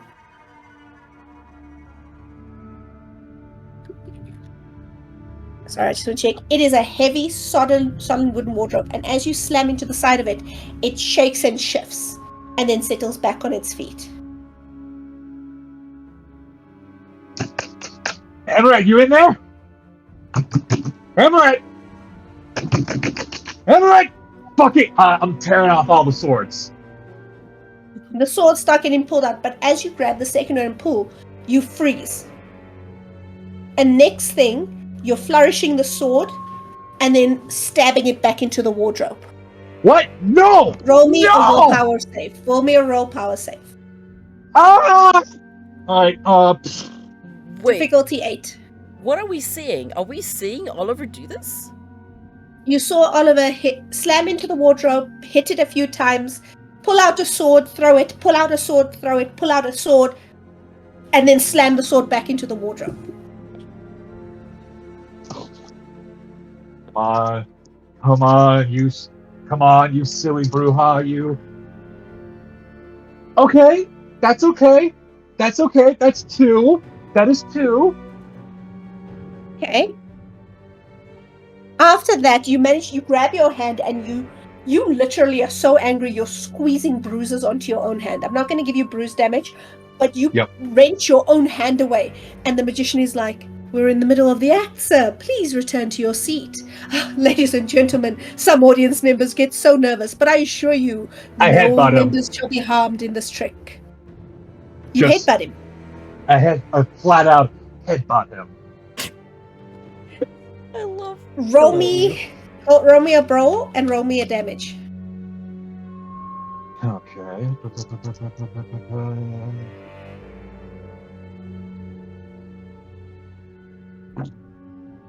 Holy shit. Alright, that's 3 successes on the brawl. Okay, damage. How much do I roll for damage? Is it just like the Your same die? strength plus your potence, plus any additional successes above the difficulty, which would be 1 success in this case. Okay. Oh, this guy's gonna go down hard. Oh no. I love you guys so much. I think everyone's gonna be witnessing a murder. I don't know, guys. As all eyes are on the stage and on Oliver, almost no one notices that Thomas reaches into his throat and pulls out a sword Oh shit! and starts walking towards the stage. When did Thomas become a sword swallower? That's so awesome! Alright, that is 4 over here. Okay? That means you will take 4 bashing damage. Down. You slam forward, you headbutt into the sky, and he doesn't move. You hit that gold and silver mask, and it's like you were smashing into a wall. Oh! Slammed your face. Oliver is on. Well, okay. So I know I didn't heal from the last fight, so I'm like pretty much down. How do I roll like death saving throws? What happens here? You did heal. You remember you used blood to heal, and then you went to the kitchen to regain your blood. That's right. So I'm at like, oh fuck, I'm at 1 now. Sir, the stage is only for professionals. Please return to your seat. And now, ladies and gentlemen, the final blade. And he pulls out the sword. This thing is about yay thick. It looks more like a claymore than anything. And he is swinging it like he's holding a table knife. And he's like, now for the last strike. Shall we see if they survive? And he's about to impale into it. Does anyone want to do anything? Thomas can take an action because he was heading to the stage as you were doing the headbutt. Yeah, I'm too far. I don't think I... Is there anything I can do? We got guns! We can open fire! Or would that be too much? No fire in a place full of vampires! Yeah, no, it's fine. Ooh. Okay. So, two things. One, Thomas, as you set foot on the stage, you see the same thing Oliver did. The world flickers for a second. Wayland is hanging above that fire pit and he seems to see you and he calls out to you. And then it flickers back to that old world stage. You step forward and you stab towards the mask and you actually stab towards where the mask is split. Roll me a melee plus a dexterity, please. Come on, buddy. Come on. Come on. This is fine. This is fine and the bus is on fire. And You we're in go, the bus. Grandpa. Go, Grandpa. Why is the bus always on fire? Why? Why is it always on fire? It's fine. It's either the bus is on fire and we're in it, or we just delivered pizza and everyone else is on fire. It's fine. Yeah, no, it's fair.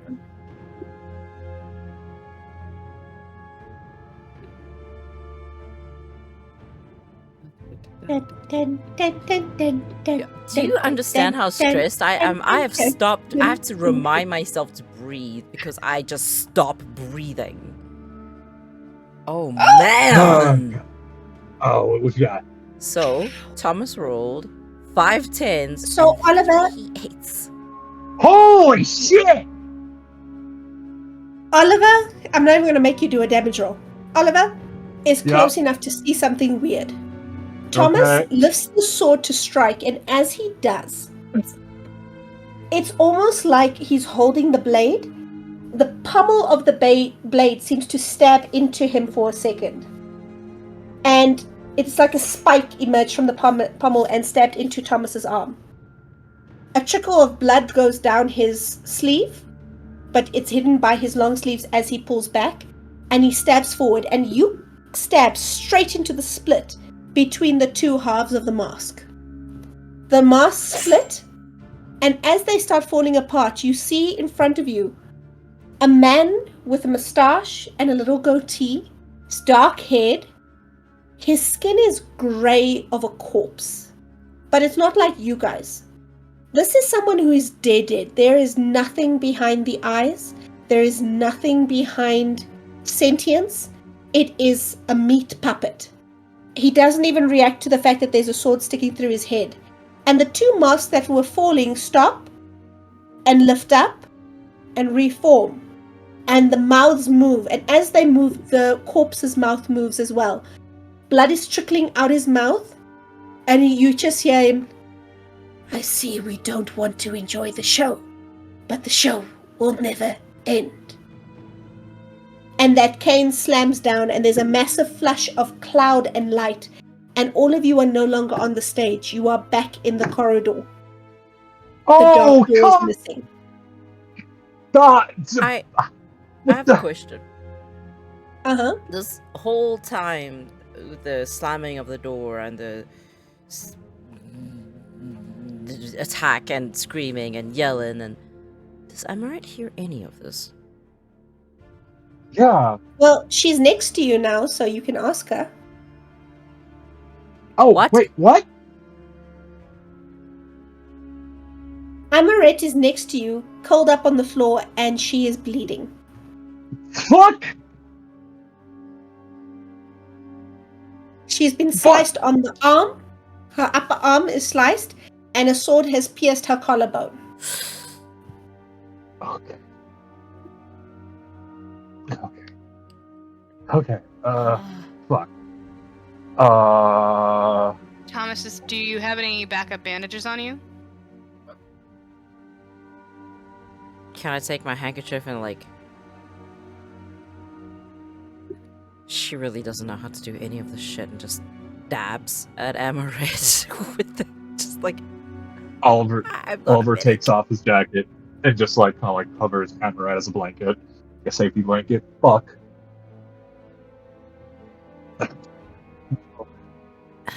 Okay. suffering is bad. I hope you. Yeah, you brought it. Oh, thank God. Is Amorette gargoyling? So she's not quite gargoyle mode yet. She does seem to be aware what's going on, but the pain is kind of restricting her a little bit. So we're waiting to see what Thomas can do with medical. Thomas is obviously immediately next to her, fussing over her.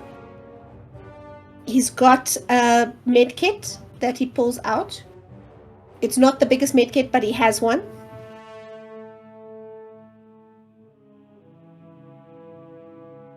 Yeah, int medicine.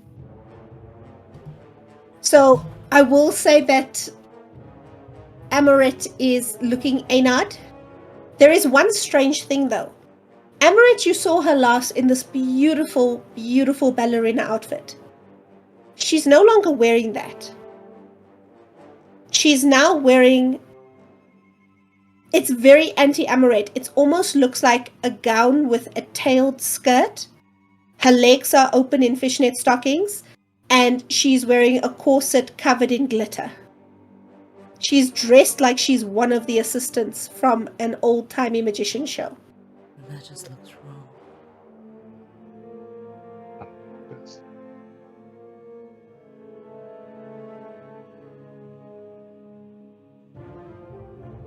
Amorette, dear, can you hear us? Yeah. Yeah. You good? Did they hurt you? Who hurt you? Who hurt you? Who we gonna fight?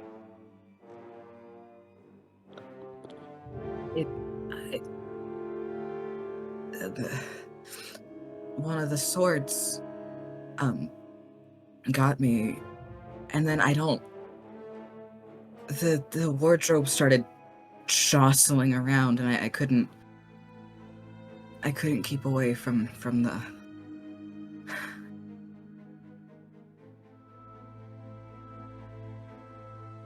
That's all.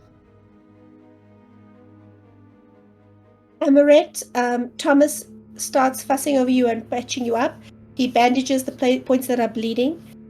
He does manage to stop the bleeding, and he does the Thomas thing and heals you for 2 lethal.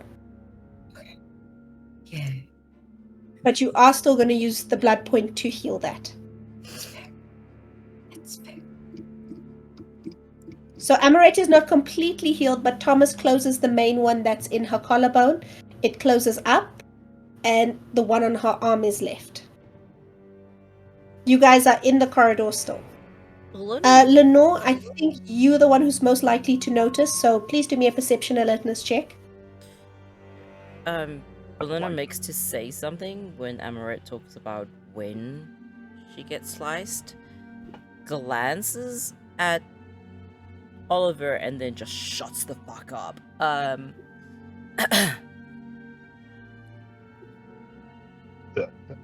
Did I say something? Oopsie. Oh. How many? 3 successes. Okay. I'm just going to send her a message, so you guys please interact. Do the thing. Oh God, I don't Send like him a that. message.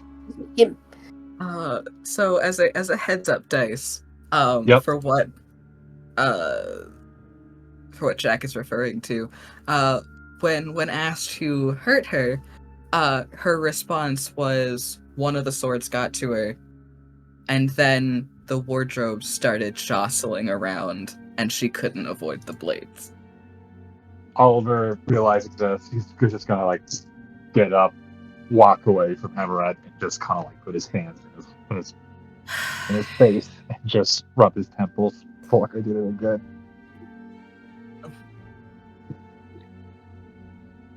Ollie, did something happen to you? Yeah, it's all good.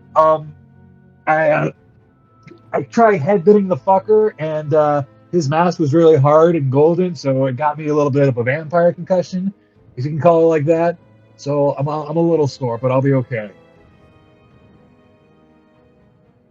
Okay.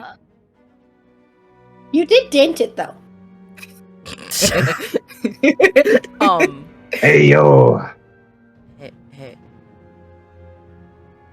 Bulena is okay. Does Thomas keep those fucking therapy cards in a pocket or something? I think at this point she's got it. She's been handed them so many times. She should know where they are, right? Right, Thomas? What is? Are you holding wagging your one? card You at you. hack. Okay, He's she's holding just a card. gonna, and then give it to Oliver. Just. Thanks. I'll definitely use it. You're welcome. So where are you guys gonna go? Lenore's gonna deeply gasp, take 2 steps back, and then shoot the mannequin. Without saying a word to anyone, she's like, Are we shooting the mannequin again? yes, yes. When Lenore shoots, you see that the mannequin you saw that was mid-fall leaning backwards is now on the floor on its stomach, mid-crawl towards you guys. But not crawling like hands and knees, crawling like a spider scuttles. Without a head? I hate that. Lenore opens fire, she shoots It's the it, other one. and Jack said without a head. It's the No, other no. one. this is the one that was in the hallway.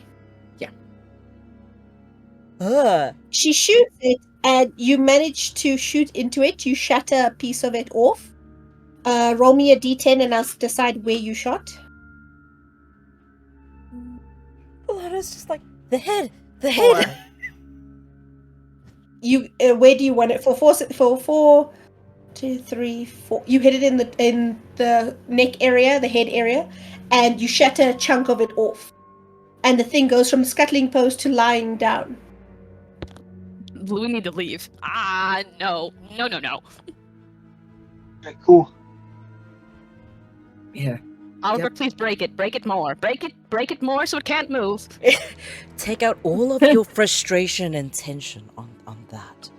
All- With Oliver full was just blessing. like mad stomping on the mannequin at this Just point, stomping. turning it to dust. Yep. You stomp that thing to splinters, and you notice again it has one gold finger. Is it the same finger that I chomped off? Which was the finger that I pulled off? Yes, pinky. The pinky. So it was the Pinky, yep. pinky. Okay, cool. Good to know. I hate this theater so much. It goes to pieces. It is shattered. I hate museums and I hate this fucking museum. I hate Oh this yeah, it theater. is another museum. God fucking I Wow, hate we it have all. bad luck with museums. Yeah. So which way you guys gonna go? Where the fuck do we go? Because we're back in the like backstage hallway area, yeah? Uh-huh. What's the second finger? If the first one was a pinky, Second finger is the ring finger. I take it. Bologna has 2 golden fingers now. Although if anyone tries to take the gold middle finger other than Oliver, I'll be very displeased. No. Yeah, let's go ahead and find Waylon.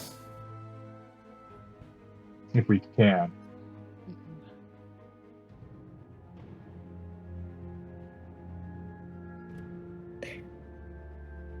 Okay, so which way are you guys going? You can go forward past where the mannequin was. There is the lit up doorway where there's a very familiar smell to Thomas. And if you turn around and look behind you, the passage you came down is just looking like a black abyss. I hate this so much.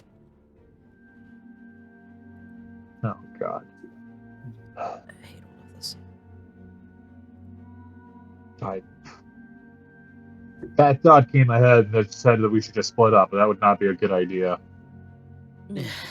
You could. Maybe Don't. people? You can split the party. I won't tell anyone. I don't want to do that. I want to go Maybe- home. The bright hallway with people? Yeah, let's do that. Whichever way I smell Waylon's cologne. and sweat from. Whichever. That's fair. Can we smell the You guys- Wayland? You cannot smell the Wayland. Thomas is using Auspec's heightened senses. No, That's why he can smell. It was a joke. Yeah. I don't actually expect my nose to pick up anything. But he can't place the smell, but it's something very familiar that creates a gut reaction from him. You guys head into the passage, or into the doorway, excuse me. And where the other places were dark, this is bright, so bright that again, the glare hits you for a second. And when the glare fades, you see mirrors. The walls are mirrors. In front of you is mirrors. The floor is red velvet. The roof is mirrors. And when you turn around to look behind you, the door is gone and there's a mirror. Now, can I ask, has anyone ever actually been in a mirror maze before? Yes. Yeah. Okay. For those who haven't, it is incredibly difficult in a good mirror maze to know which is a mirror and which is an opening, because they're designed to reflect openings. So you think that mirrors that are not there, and mirrors that are not there are there. It is very disorienting. So what do you guys do? I think the only thing we can do is try to move forward some way. Yeah. So that's what Amorette's doing. Okay. Doing the same. Just trying to figure out. Yes. What's up? What's up, Thomas? Stomp. Holy Stomp. For reference, Stomp on the guys, mirrors. there is literally just 2 words in this chat. It just goes, Ollie, stomp. The vibrations will vibrations shake will the shake- mirrors. So clever. All right, I can do that. So clever. I add a little potence, and I just kind of like do a mad attempt of like a river stomp. We're just like stomping very, very Oh hard. my god, is Oliver just river dancing? He's Yeah. river dancing. River dancing. And when he stomps, you see shake, except for one panel doesn't shake. And when you reach your hand through, there's nothing there, and you walk. And Alright. you use this to navigate your way through the maze until you get to a point where there is clearly glass on either side of you, there is clearly nothing ahead, and you step into this room. It is a 12-sided room with massive mirrors on every single wall. But it is very much a 12-sided room, it is not a circle.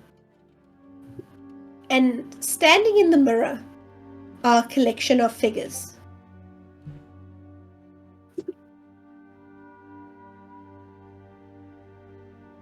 Okay. Standing in the mirrors is a collection of figures. You see a young man. He looks to be in his early 20s, mid-20s. Amorette, this is who you see. Someone he looks to be in his... Oh, excuse me, this is who Thomas sees. A young man in his early mid-20s. And he looks exactly like Owain. He's got Owain's dark hair.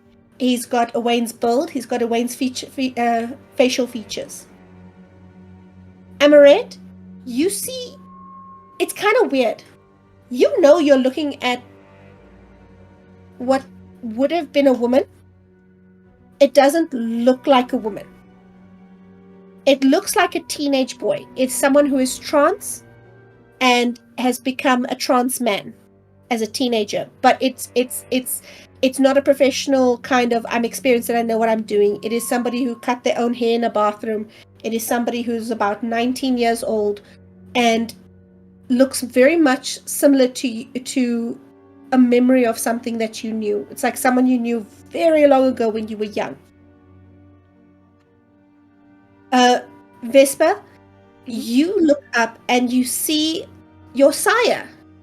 What? But you've never seen your sire look that coldly at you. You've never seen her look at you like you don't matter. Oliver, you look up and Yeah. see your wife. You see your wife, the Nosferatu, in her, not as a human, you see her as the Nosferatu as you knew her.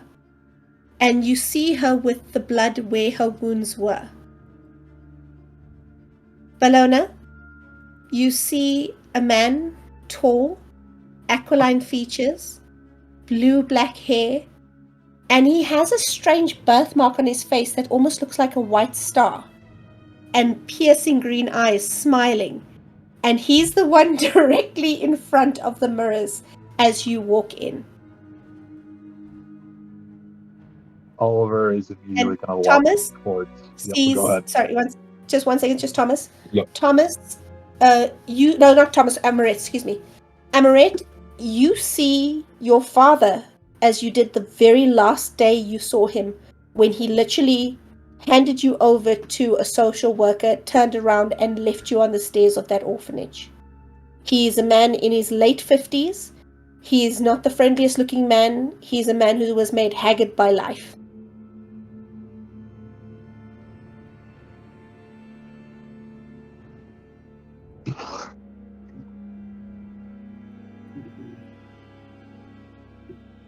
Oliver immediately goes up to the reflection of his wife.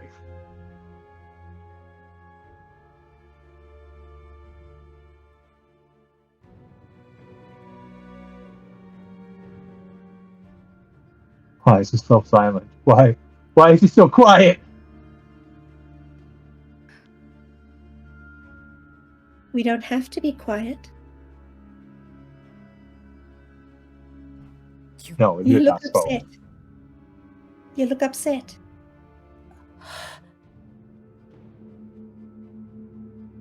It's okay. Where is the voice coming from? The mirror.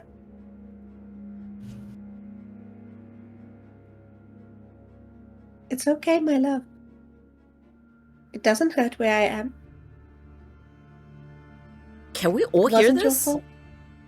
Yes. And it just sounds like the person we're seeing? Uh-huh. So, you're not actually. There's no way that you're hurt. Oliver, what It's are you not saying? your fault. What happened? Hey, You have to let me go. shut up. I see my wife, guys. I Are these your Oliver. friends?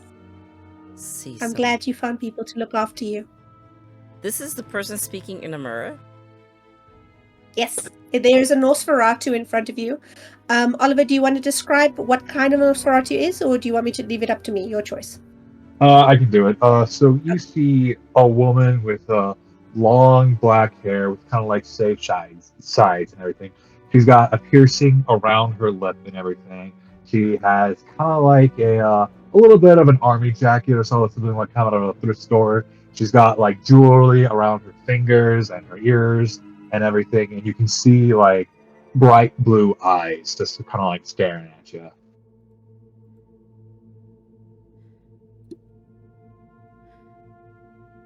What's her Nosferatu feature? Her Nosferatu feature is that she's kind of got some of the hair is like, it's not really like it's not real hair, it's artificial hair. It's more like a wig that she's kind of adjusted and everything. She's got like kind of like the long ears and everything, very long nails, and solid fangs are a little bit longer than normal. Okay. Just so I understand. Are we all we're not all seeing the same person? There's You are multiple. each seeing someone in a different mirror. Okay, Yeah. so they're all in different Each mirrors. of you are, and you can see all of them.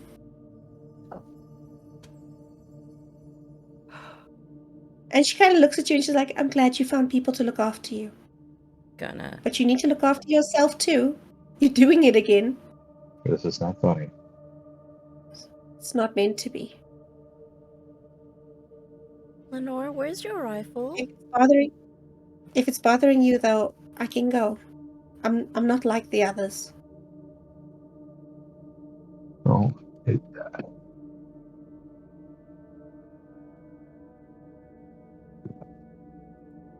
It's okay. I'm okay. It was a bad thing that happened, but It's done now.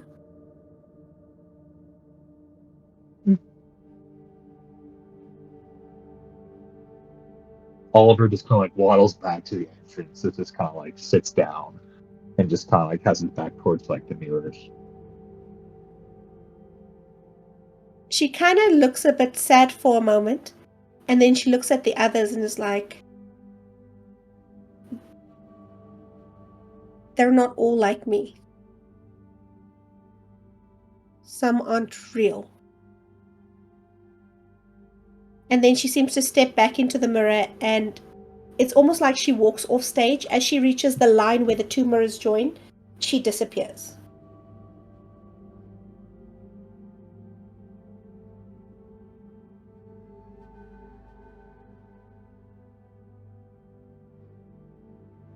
Amorette will step up to the mirror, deciding to give Oliver some space to process. You step up to the mirror, and the Owain that you see is this haggard old man in his late 50s, cigarette bent and dangling from his lips, wearing a wife beater and some dirty jeans. He looks like he hasn't bathed in 4 or 5 days. And he's just like, the fuck are you doing here? Threw you away, didn't I?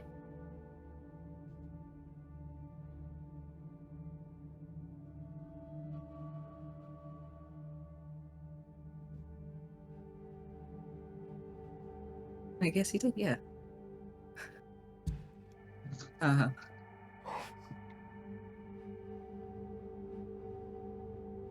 I hope you're doing well. What am I supposed to be doing? I don't know. Living in a shithole, not able to do anything, dealing with you and your brother. First he fucked up my life, then you.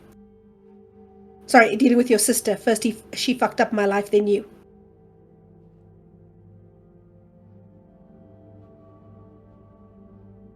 Right. Little mistake weren't supposed to happen.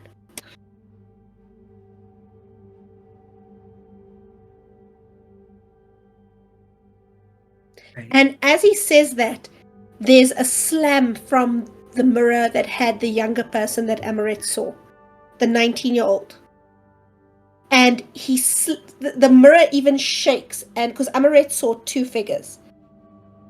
And the boy there screams, he's like, shut the fuck up, you worthless old man. Amorette, come away from there. Just leave him to be his miserable self. Don't you listen to his bullshit.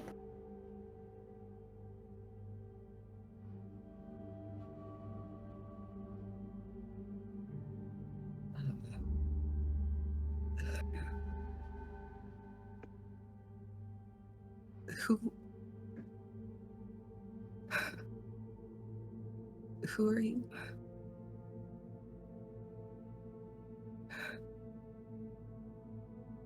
And he kind of like looks at you for a second. He's like, not sure what to call you now, little brother, little sister, little both. You look adorable.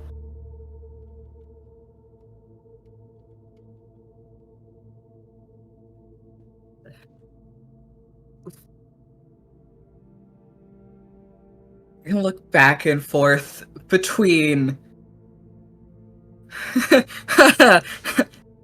dad and sibling. What?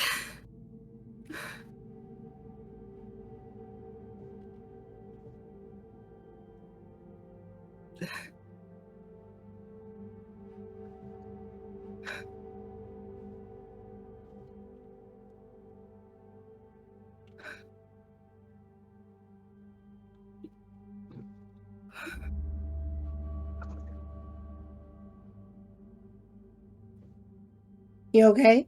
Just breathe. No, wait, what? Looking back and forth between the two of them,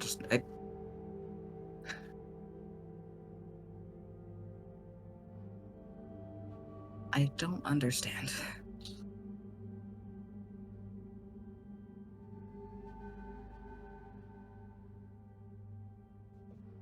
Well, I kind of left a little bit before you were old enough to remember much. But I've always been with you.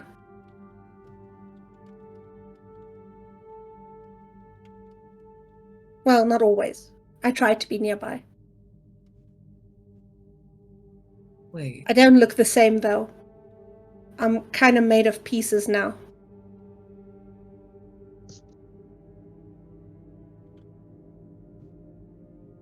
I got to see you a little while ago. That was great.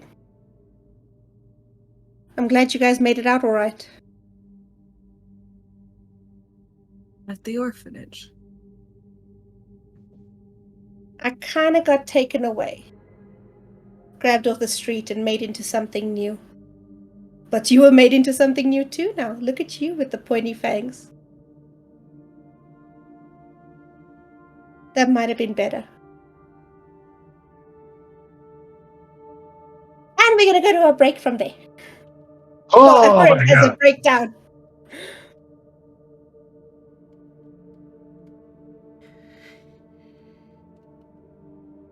Okay, so that was an really intense, totally calm, non-traumatic first half of our game. If you need to take a moment to take care of yourself, please do. We will be back in a few because Escom wants to kick our ass. You motherfuck. God damn it! It's not your turn yet. You. Anyway, we're fine. Nothing is being revealed backstage that is totally distracting me. Definitely walk around, water, hydrate, self-care. Come back for more trauma in a little bit. Love you. Bye. Blah. Hi, we're live.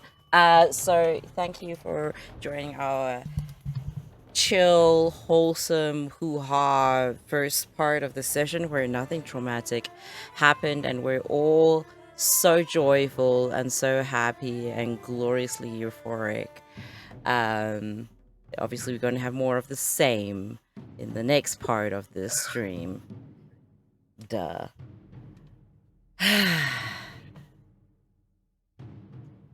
I was saying Ending something. the year with a bang. Not the kind of bang I was hoping for, but yeah. Shall we go back to trauma? Which is totally not happening. Sure. Take it away, Nicole. So Oliver is by the door. Very, very not doing okay. And Amorette is just found out that they have a brother. Yep. Amorette is processing, but she's gonna look at her older brother. I'm so sorry. I had no idea. No, you don't have to be sorry. You don't have to be sorry. It's okay. I'm gonna get you You out. got out. You are okay. I'd really. You just cut out entirely. It's too dangerous. Oh, can you hear me now? Yep. Yes. I'd really rather you didn't. It's too dangerous to go back there. You should never go back there again. Well, you're gonna learn something about me real quick. I don't leave people behind. Don't leaving me behind. Think of it as leaving me to keep watch. No. But outside of that, there are kids there that I can't leave to deal with that. I can't let that stay the way it is. I can't. You're still so stubborn.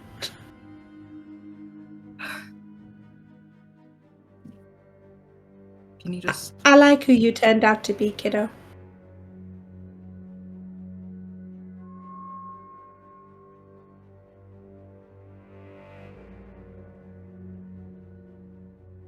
I'm glad. And she's gonna turn back to her dad for a second. And she is gonna walk over. And she is going to put one hand on the mirror.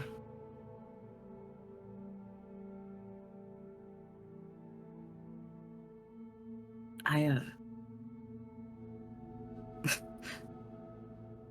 sorry that I messed up your life and everything. But...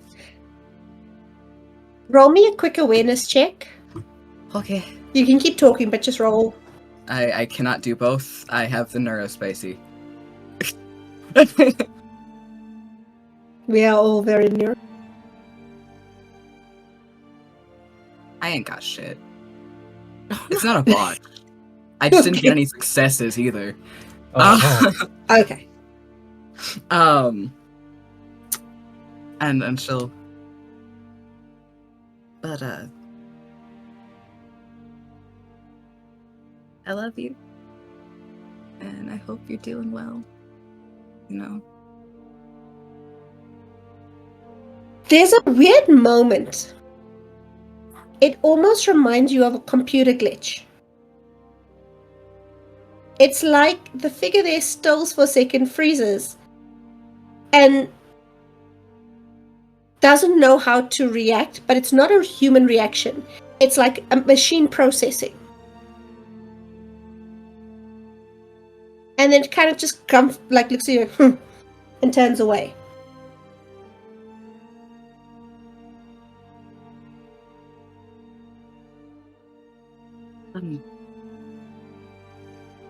I'll stop bothering you in just a second. I just have one question.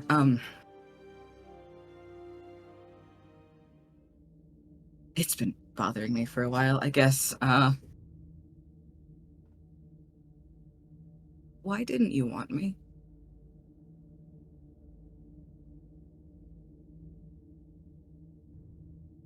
The figure doesn't turn back to you. Can I get perception checks from whoever's looking around? But again, it's not that the figure in the mirror seems to be ignoring you. It's that sense of something trying to come up with an answer that it doesn't have.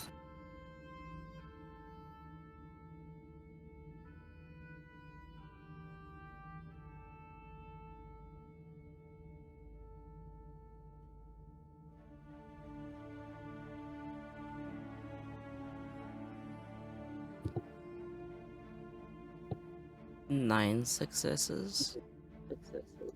9. Sorry, sorry. Oh. There was 3 successes, but they were all 9s. I got my brain did a thing. 3 successes that were all 9s. My brain. I'm sorry, I did not get 9 successes. Okay, so you have 3. Thomas has 3. Anyone else who's looking around during this? Nah. Okay. Both of you notice something. Oliver's mirror has a silver border. Amorette's brother's mirror has a silver border. Owain that Amorette is talking to, the older Owain, has a gold border. Thomas's younger Owain has a silver border. Lenore's has a gold border. So basically, one of Amorette's, Oliver and Thomas have silver borders. The others all have gold borders.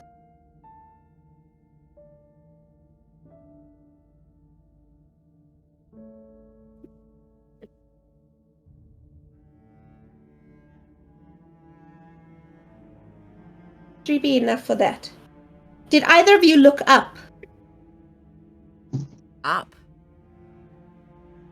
Okay, Thomas looked up upwards? as well when he was looking around, like upwards. I don't think Bologna would have thought to look up unless there was But Thomas- a light showing down or something.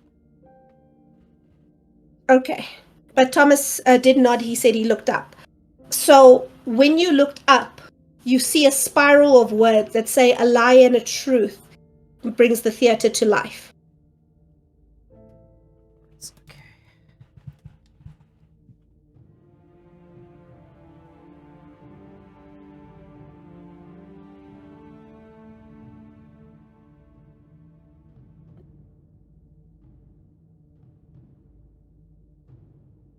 Is that what Thomas says? Yeah, he says, yeah, a lie and a truth. Gonna come up behind Amorette. I'm sorry to intrude.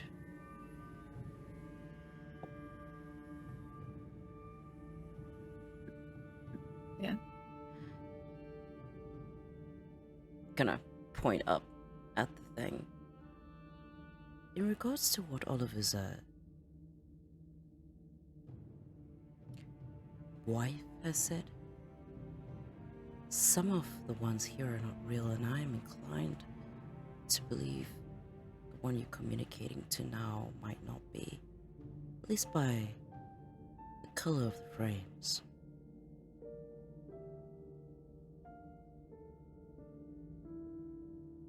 You're probably right. But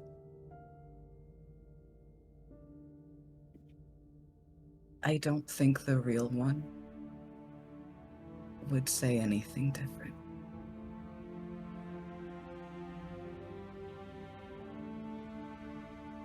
And even if he did, I doubt that this would have been easier to hear either.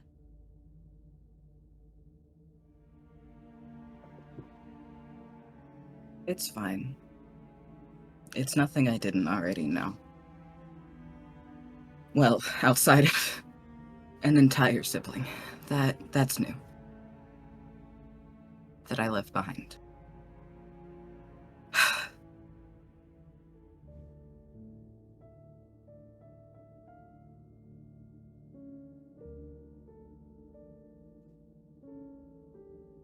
You left? I just... She looks like she's got so much more to say, and then... Like, you could literally see her face. Not the time. I have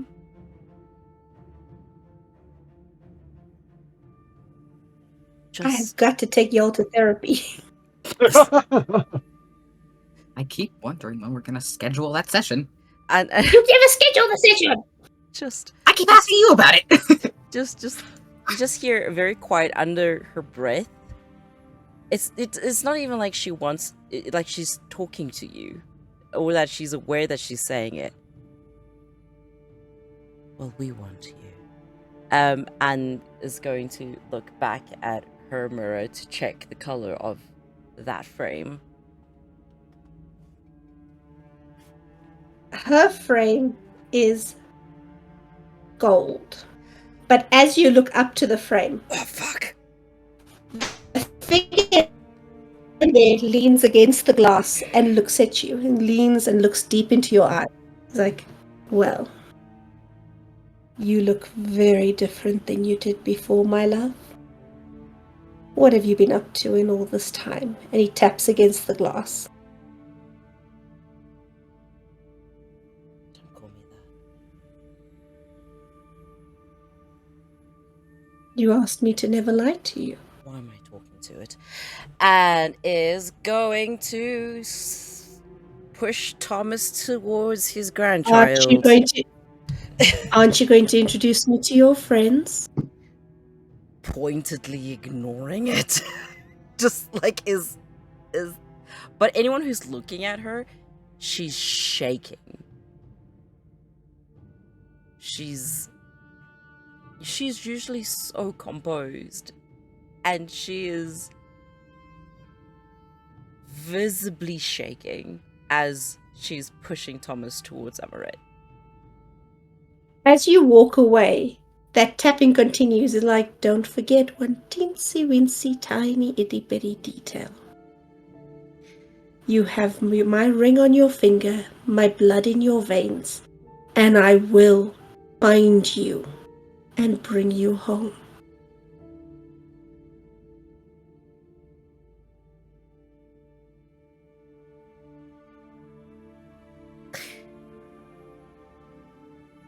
She's gotta stop pushing Thomas.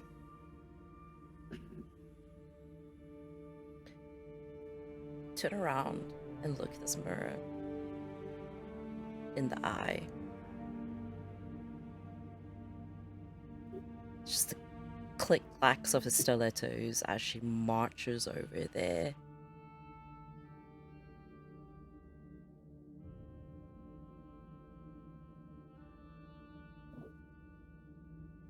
You don't own me.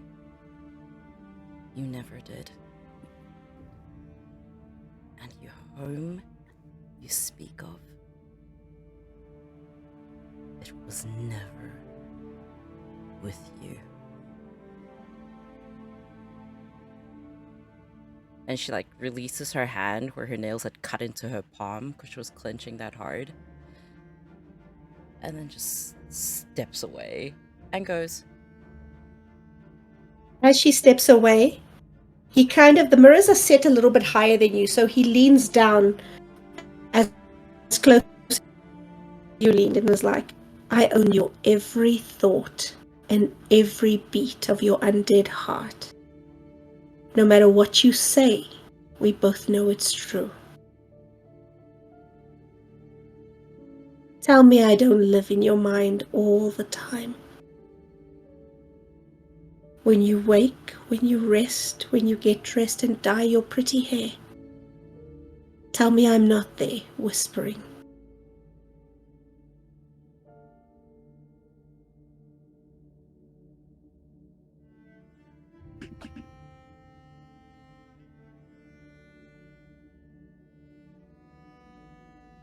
I can honestly say that's no longer the case. And I thought we promised we wouldn't lie anymore. And he leans up against the mirror and he takes a long look at each of your friends. And he's like, I wonder which one of them will last and which one of them I'll tear apart.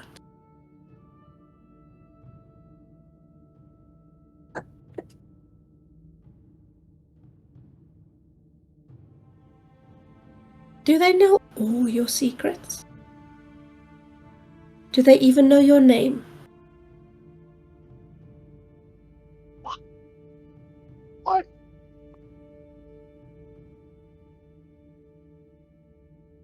How is Bologna looking right now? She's standing stock still, like she's made out of stone. I can't say that her face is drained of color because there was no color there to begin with, but her eyes are so wide you can see the whites around her irises.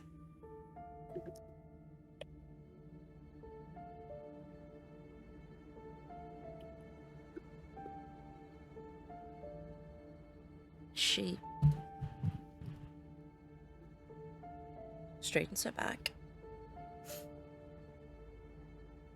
And that poise that you guys are used to seeing her in, it slips back on.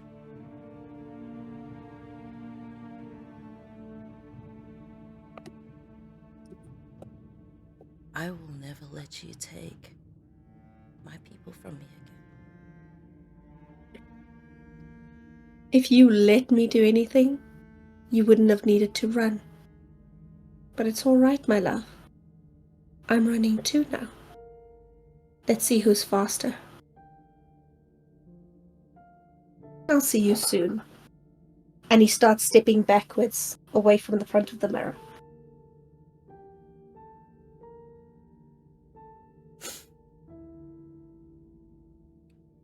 I'm sorry, and she addresses the people in the room. Had to see that.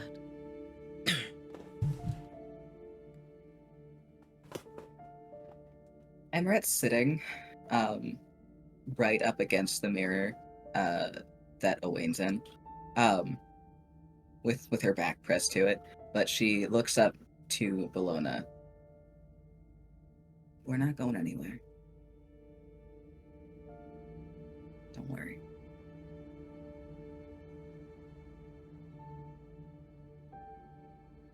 That isn't what I'm worried about.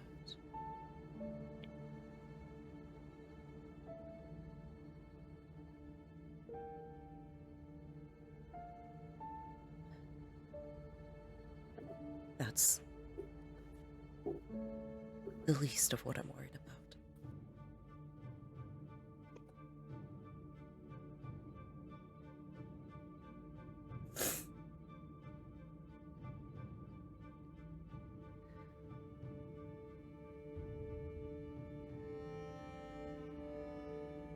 But I hope that I did get it right. That the gold frames were the fake ones.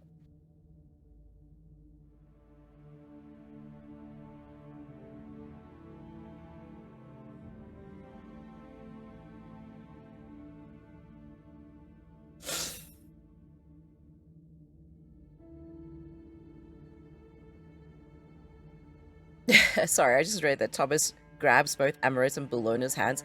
How are you doing that? I'm pretty sure they're actually standing quite far away from each other at this point.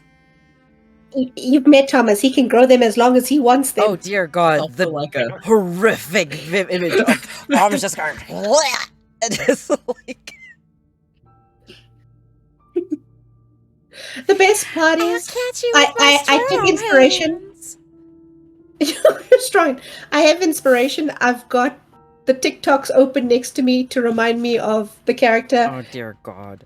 And the phrase that popped up just as we finished that scene was, "I own you." Jesus Cristo.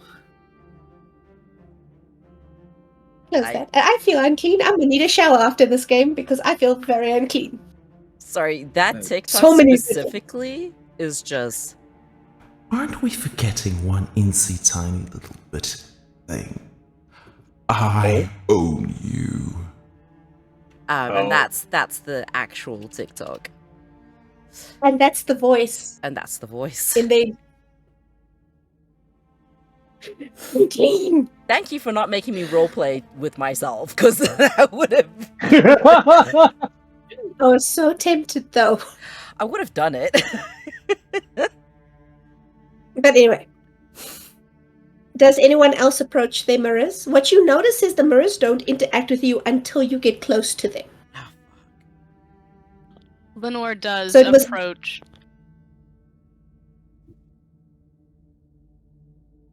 She kind of looks at you like she's looking through you, and then looks away to watch what's happening to the others in the rest of the room. Lenore kind of just like nods, puts the rifle in her like thing, and sits down close to the mirror and just sits there. When you sit close, she kind of shifts her skirts a little bit further from your end of the mirror.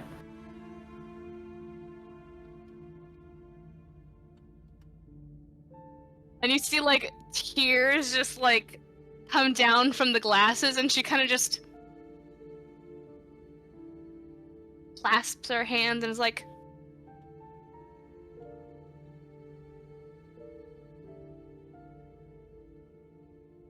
And she looks at you for a second again as you clasp your hands at the base of the mirror, and she's like, "I'm sorry, do I know you?" you don't know me? Should I? Oh,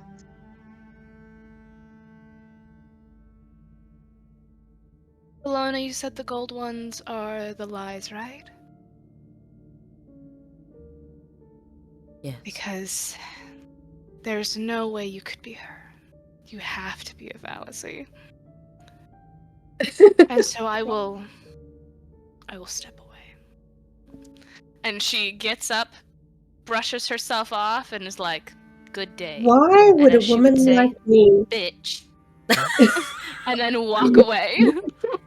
She starts off, she's like, "Why would a woman like me care about a silly little girl with a singular interest in bats. And as you walk away, it's almost like she dulls a little bit and you can't hear her anymore.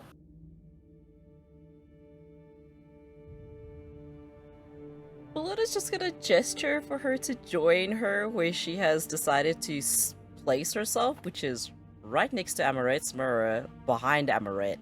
So they're just like this group that's just congregating there with, I'm assuming, Thomas. And just be like, I think Thomas is at his mirror.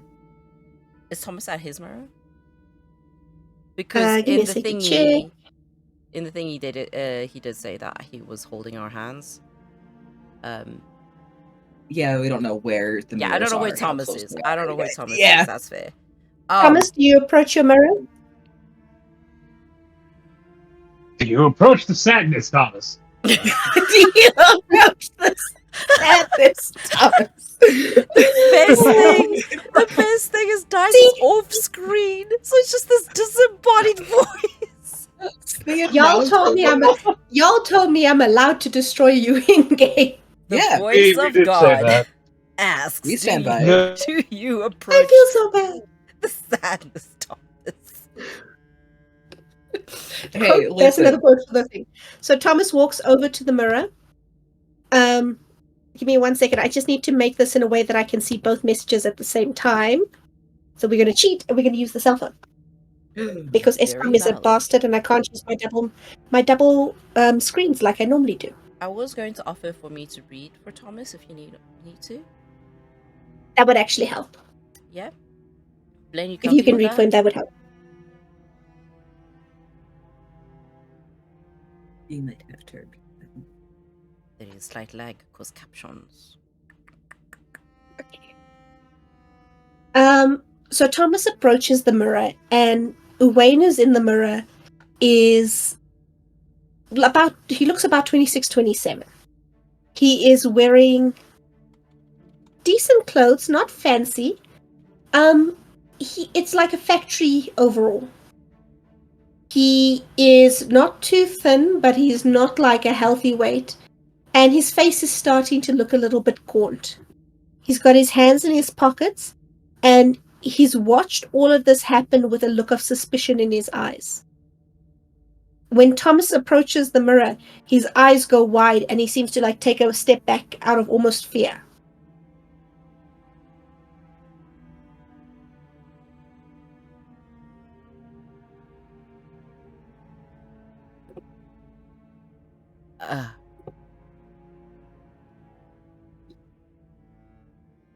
Ooh.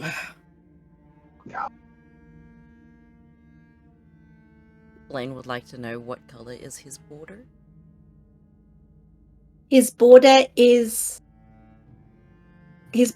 also gold. But the gold doesn't look very dark. It's almost like someone has mixed a bit of silver and gold together. The fuck that mean? It That means wasn't- that it's a pale yellow. It's not a golden yellow. That wasn't Blaine, that was B. I get it. I'm having feelings, Out of okay? character,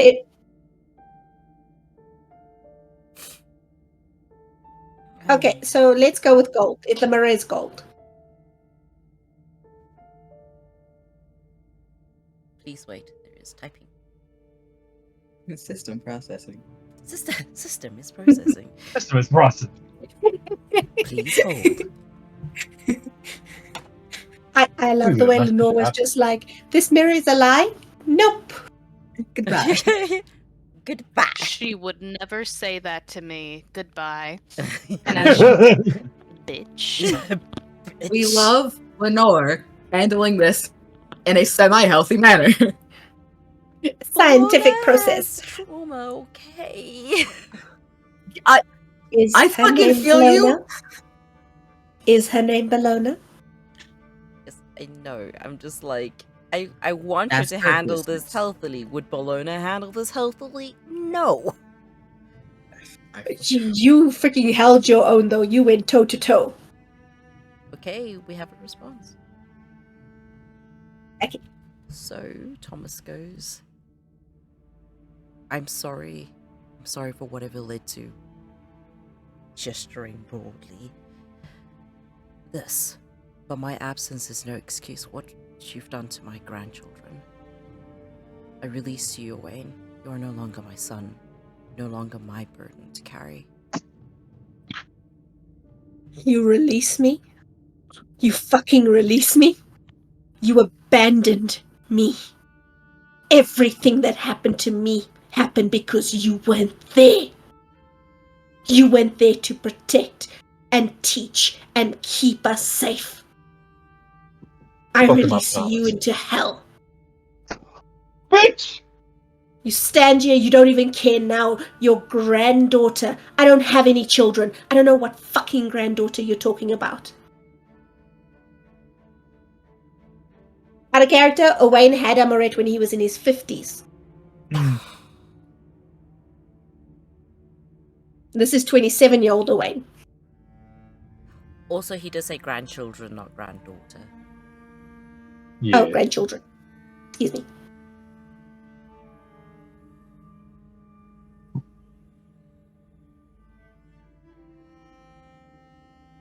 So what, you're gonna turn and abandon me again? Just like you.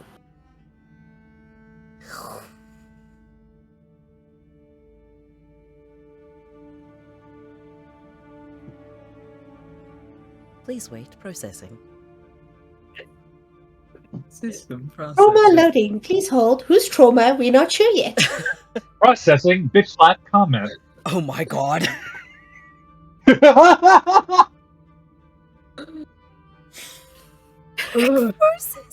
bitch slap come. Oh man. Fuck him up, Thomas. Fuck him up. In between like these two, like everything's that Nicole says and everything Blaine said, like Blaine says, my brain has just been error 404. Here we go. You can hate me, you can blame me, but you are a whole ass man. You made your choices. I can't carry that burden with me anymore. And then he'll push over the mirror. He pushes over the mirror. Okay, I say this in the most GM professionalism I can. Oh, thank God, someone finally broke a mirror. Sorry, my ceiling's covered in mosquitoes. Okay. Oh my. So you push that mirror off before he can even respond, and the mirror shatters on the floor. And the image of him shatters as well. And when you push it, that mirror, the shards of the mirror fade away into liquid, from solid to liquid, and then they seem to melt into the floor. And behind the mirror, you see a figure standing dressed in a magician's outfit from the 1920s with a cape. It is a mannequin, but this one has the features of a moustache and a beard. And the cane is held up. Is it moving? Is it just frozen? It's not moving. It's not moving.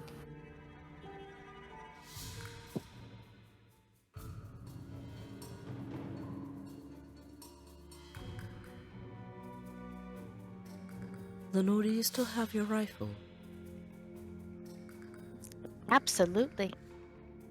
Pulls it out. Shoots it. Without question, like, yes, I do. I love Lenore so It's a much. stationary object. It is up close. You nail the thing in the head, and the thing head shatters, and you see skull under the wood of the mannequin. Is this middle finger gold? Its middle finger is indeed gold. Is it just like the Dragon Balls? That'd be great for flipping someone off. Yeah. Just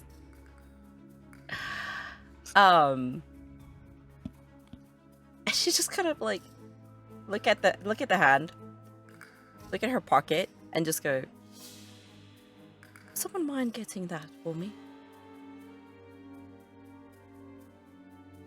I think I've started a collection. This reminds me too much of Jujutsu Kaisen. I don't trust cursed fingers. Alona's just like, me neither. This is why I would like to learn more about them. Now, who feels like breaking bones? Oliver gets up, grabs his shotgun from the bag, loads it. Let's fucking go. That seems a little overkill for a finger, but I suppose. Are you gonna do anything to any of the other mirrors, or are you just going to sort out this one? It's just the one mirror that's like Broken. he's got like gold finger, right? Yeah, Thomas only smashed the mirror that had the younger Wayne. All right. Is there an exit we can get out of? Wait one It's second. the way you came in. 1 second before you want to leave. Lenore, you said you were going to teach me how to use that rifle, yes? Yes, and there is a mirror that also needs to be taken out because Emrys would not like a false image of herself. All right. Which one is it? I'm guessing these two right here.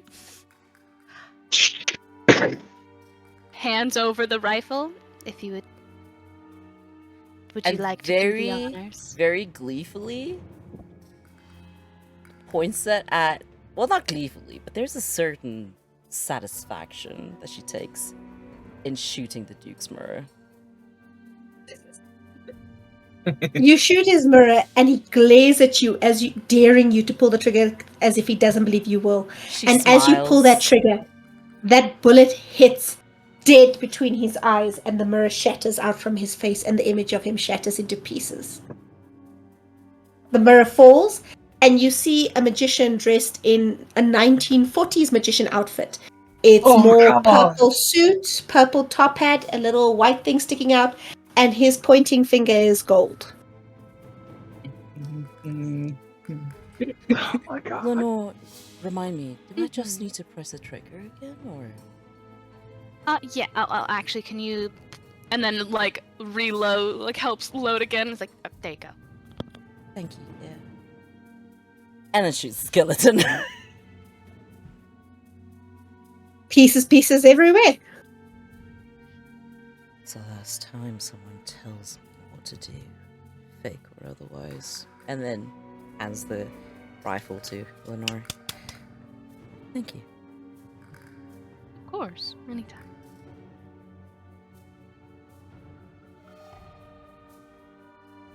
There's one more mirror with a gold frame, and there's 4 mirrors that have silver frames. Some were empty. The one had Oliver's wife, and the other one had Amorette's brother. So Lenore's mirror is left, Amorette's mirror is left, one of them. In fact, both of Amorette's mirrors are left, and Oliver's mirror. Didn't Oliver shoot Lenore's? Yeah, I think. Oh, did you shoot Lenore's? Okay. Yeah. Oh, then I missed that. Sorry, I wasn't listening properly. You're good. So then you found behind Lenore's mirror another gold finger. And then behind Belena's husband, a final gold finger. You have 5 golden fingers, enough to fill one hand. I don't like this. What do you As guys long- do as- now? As long as no one tells me to eat the gold fingers, I'm fine. That's a fair Eternal response. power.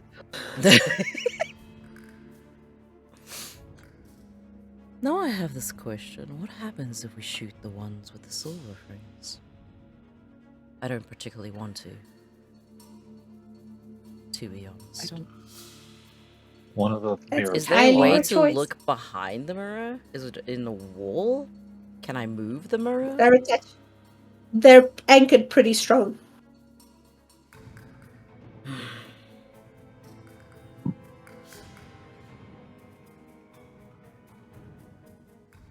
They seem to be able to go somewhere else, so maybe we just ask them to, leave the mirror. Oliver's wife's mirror is already empty. She said to him, "If it's hurting you for me to be here, I'll go." and when he turned away, she stepped away. Oliver, would you mind?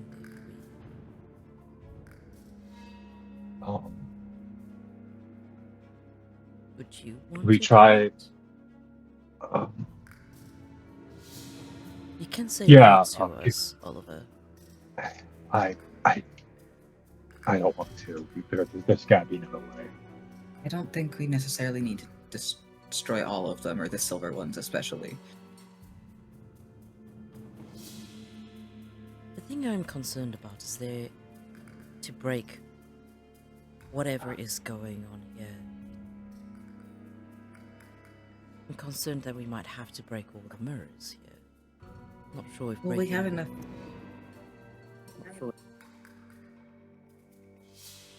You have a point, but there are many bones in her body. You have a point, but there. We haven't found anything other than fingers, though. So I mean, Also true. and wouldn't we want to only destroy lies? I think destroying truth might muddle things up. That's fair. Despite that, I want to find the others.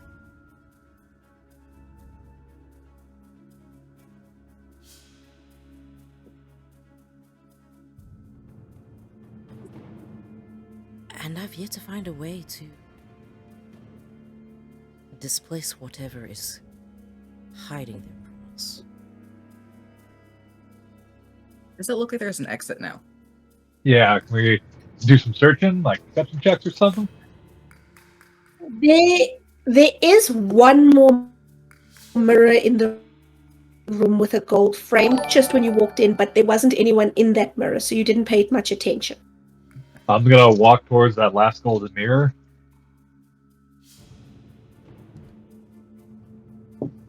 Knock on the glass. Any fucker wants to fuck with us? You got 5 seconds before I No. shoot you down. What's up?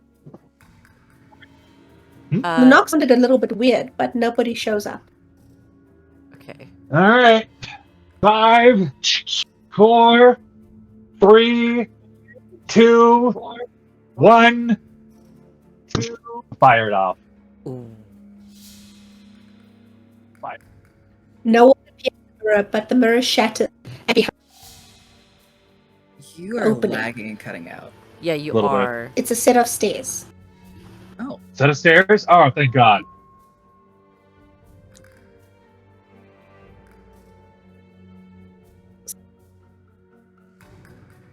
Oh. ooh. Oh no. Right It is then. And she goes downstairs or up the stairs, whichever way the directions are going.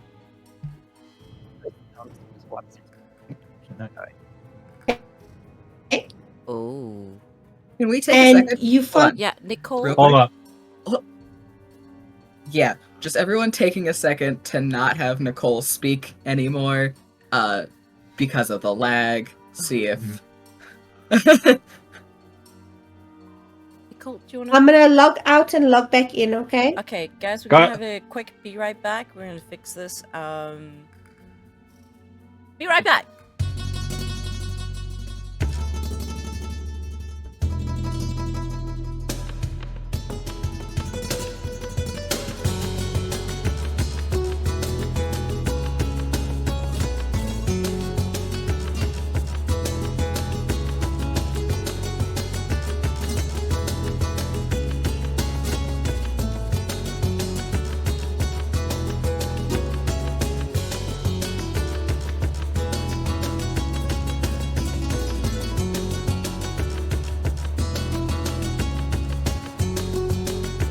And we're live. What is a stream without technical difficulties and trauma? We made the computer sad. Pretty much. Much sad. Yeah. Hold on, processing. So the stairs lead upwards, and they start off as wood, And as you step up, they turn into like metal walkway stairs. And then as you go further, they go from wood to red carpeted stairs, and then they turn into metal walkway stairs. You start hearing the sound of the audience cheering, but the cheer is almost robotic. It sounds almost like it's on a loop. And you hit the final metal stairs and realize you have been walking up and you are now in the walkways above the stage. Looking down, you can see about 2 or 3 performers that are gesturing to the magician. The corpse puppet is just standing to the side, and a new figure has taken its place wearing the gold and silver mask. The figure is in Wayland's clothing. And it's moving, but it's jerking a little, like something is controlling his movements, and he's fighting back. Ladies and gentlemen, and now we have the most dangerous act known to stage and mankind. Now, you might not know, but drowning is not something that this magician fears. Drowning would not kill or harm this magician for mysterious night world reasons that we will not get into. But fire will destroy the body if I cannot escape. And he steps back up to the top of that magic trick. Only this time there isn't a glass box filled with fire. There's no sign of the assistant that might be there if something goes wrong. It is a platform designed to drop when a candle burns through a rope. That candle is about to be lit by the assistant at the other end of the stage, who's dressed in old-timey clothes.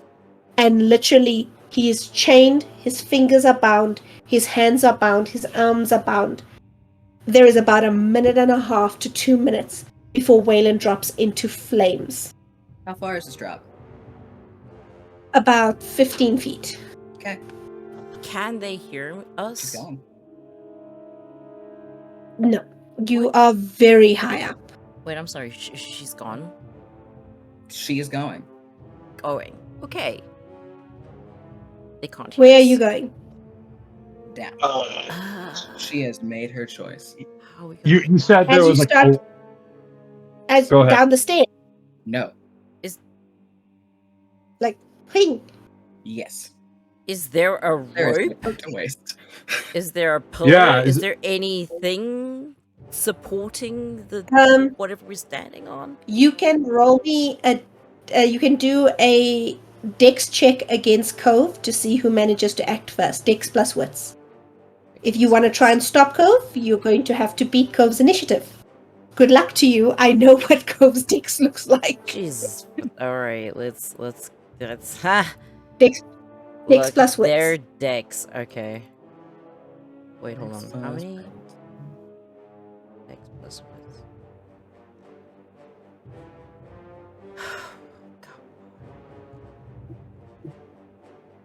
And it's a 7, right? So that's Mhm. that's 2.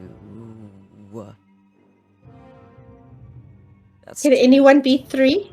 God dang it. Thomas is 3. Blaine, what's your total dex? What's Thomas's total dex? And Amorette, what's your total dex? You guys have tied, so we'll see who has the highest physical dex. I got 3 decks. Okay. Total. Thomas has also got 3. Let's re-roll. This. You are so Grandpa's child. These two. I just feel like these two are grappling at each other. It's. It's that scene from Avengers Endgame with Yeah. Hawkeye and Yep. and what's her face? In the Black Widow. background, Bellona in slow motion going. "Ooh." Trying to The stop best these part two. is both of them have the ability to just activate celerity. Yep. I know. Amorette won't activate celerity, so. If Thomas does, that's just it for her. But she's not. So that's 4 successes, 2 of which are 10s already rerolled. Okay, 4 successes. Thomas, how many successes?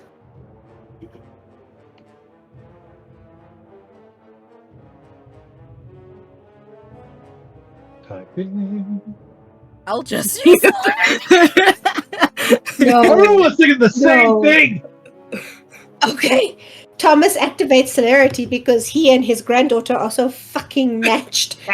Jesus fucking Christ. you two. Twinning taken to the extreme. The family resemblance becomes very clear. Oh yeah. Thomas reaches out and his first hand misses you. His second hand misses you, but luckily Thomas is special. And the third hand misses you, but he activates celerity and the fourth hand grabs you just as you have been falling past from your leap. And he's holding you over the railing. While that's happening, the other three.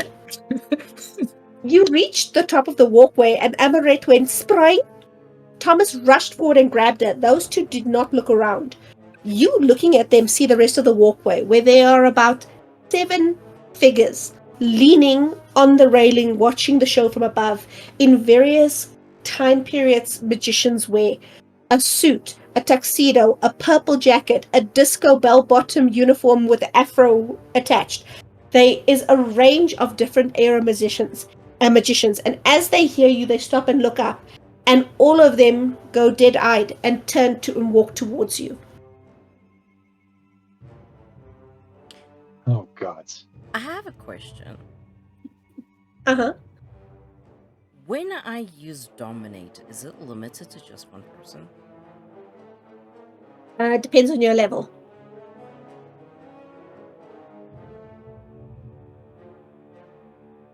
Check your levels. A higher level dominate works on more than one person. Damn, I only have. I think it's level 3. No, I'm not at level 3. So guys, roll for initiative, please. Alright, can do. Just hanging over the side of this catwalk.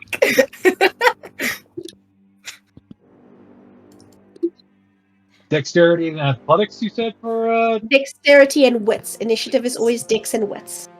Dex and wits, okay.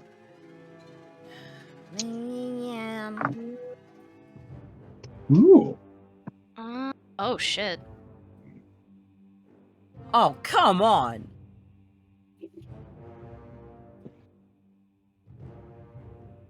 Can you flub an initiative? You cannot flub an initiative, you just roll low. What do I do with 10s for initiative? Do you reroll? You can roll them again and add it again. This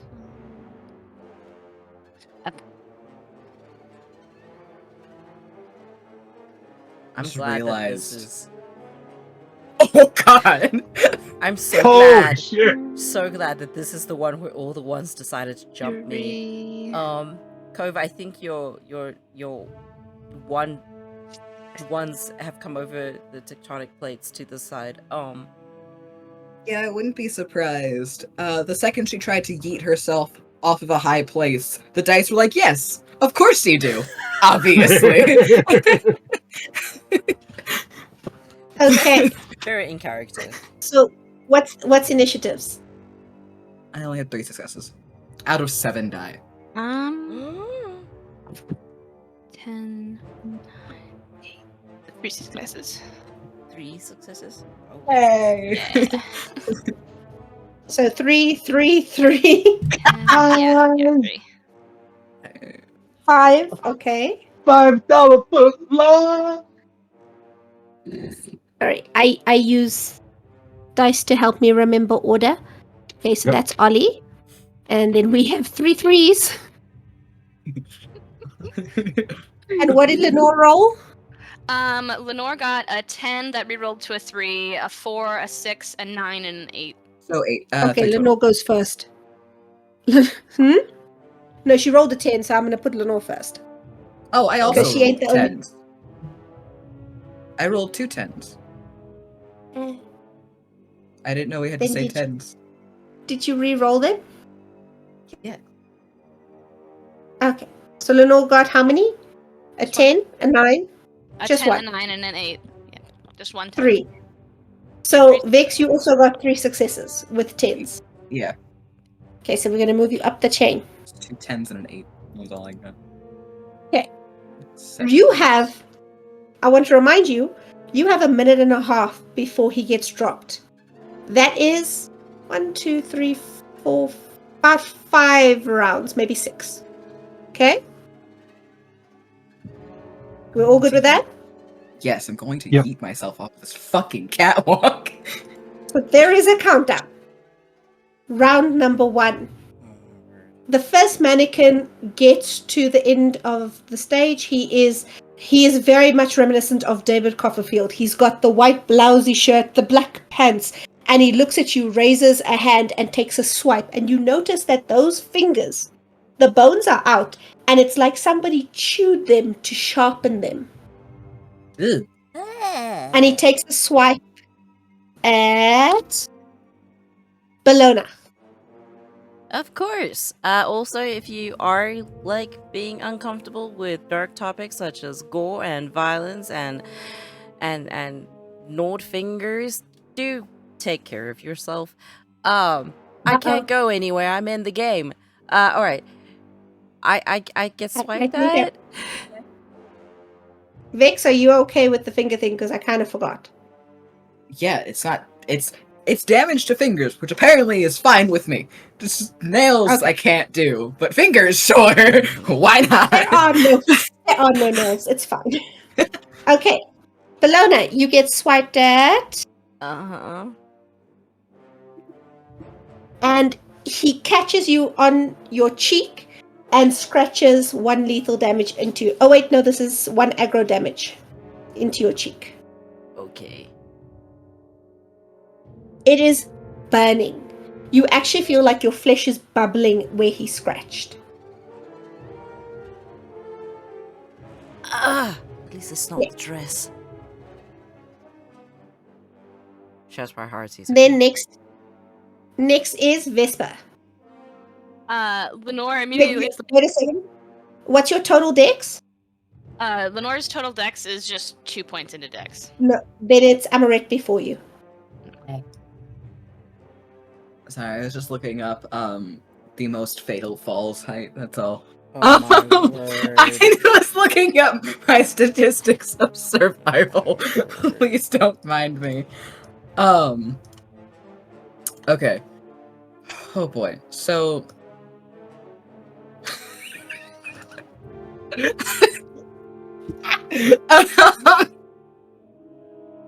okay, I'm here. So how Okay.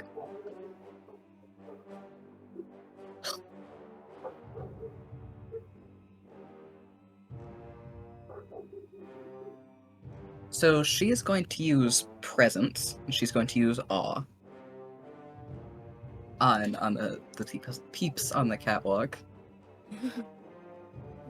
While hanging off of the catwalk.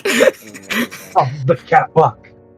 I'm gonna give you a high difficulty for that because you are dangling by an arm off the catwalk trying to use presence on people on the catwalk who aren't entirely people anymore. That's a difficulty 9. That's fair. that's valid. I would also try to use it on Thomas, but I don't think that'd change anything that's happening right now. So that is. I have forgotten what I roll. I'm so sorry. For awe. Okay, while you're looking that up, just do me a favor. I'm running out of battery time on my computer. I'll look it up. So we're gonna speed things up a little bit. So just roll 1d10 and tell me what you get. Okay. The 10. Hey. Oh wow. Oh. You use all.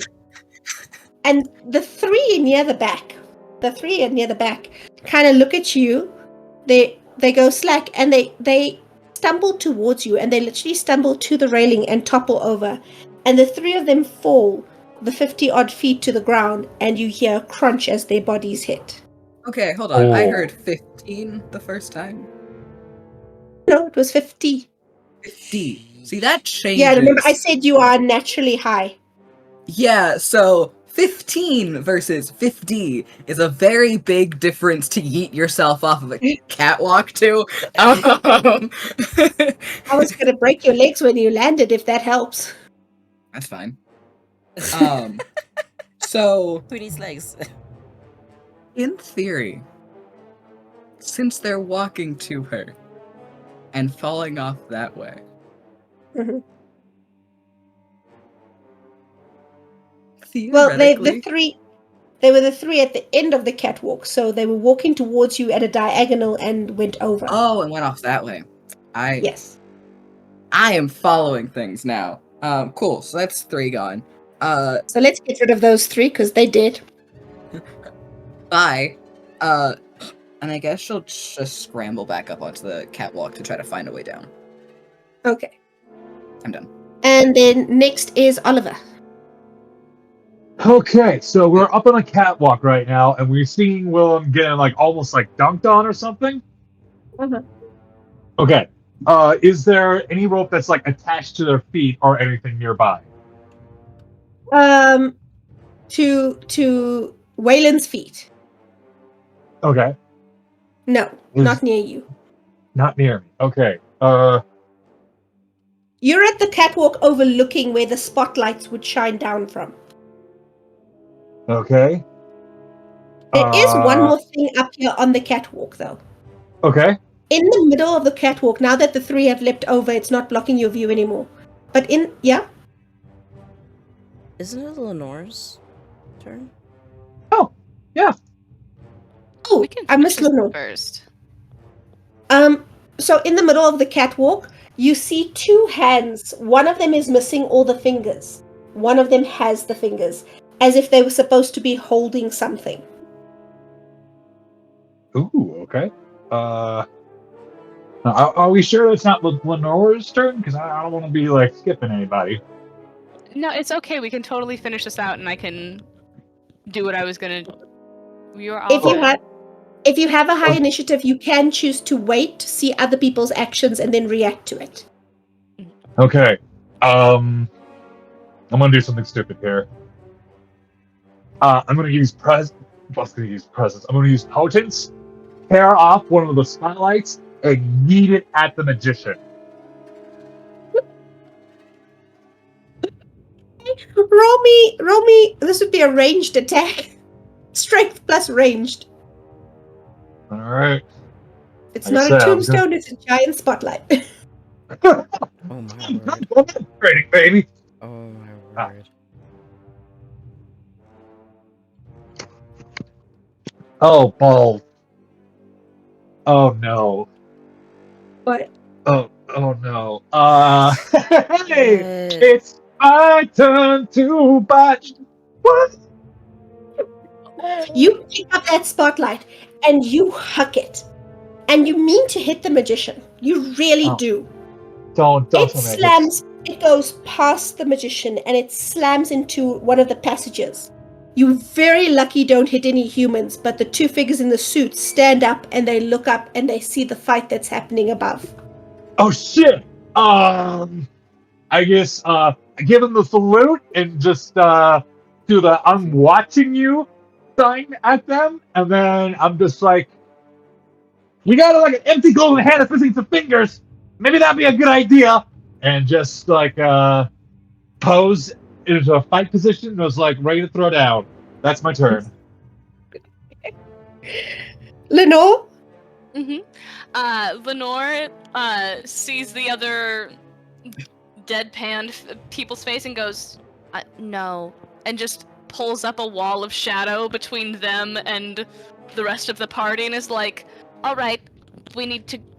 No, absolutely not. How are we going about this? Are we getting down? Are we... I can shoot. I think I was gonna aim for that candle and I was gonna... There No! it is. No. Hey. I was very concerned. I was like, our GM's never coming back. This is how we end for the year, and everyone has to wait a month. I will fight. Fuck that shit. I will fight through hell to get back to my players. Hells yeah! Devil better get the fuck out of my way. technology was like, we're just gonna leave everyone on a cliffhanger for the year. Or catwalk hanger, I don't know. Yes, we're back and So we're whose turn was live. it? I think it was Lenore. Apologies, lovely people. So Lenore, what do you do? It doesn't want Lenore to act. Lenore throws up a wall of darkness between her, like, everyone and the creepy, like, deadpan face coming at her. She's like, no, absolutely So not. you have to do the roll to see how successful it is. Okay. Do you know what to roll? No, I'm gonna be entirely honest, I do not know what to roll. Okay. Give me a second. I'm just going to pull up the roll for you. I'm figuring the points that I have in that ability plus something else. Normally, it's a combined roll within the description of the ability. Oh, okay.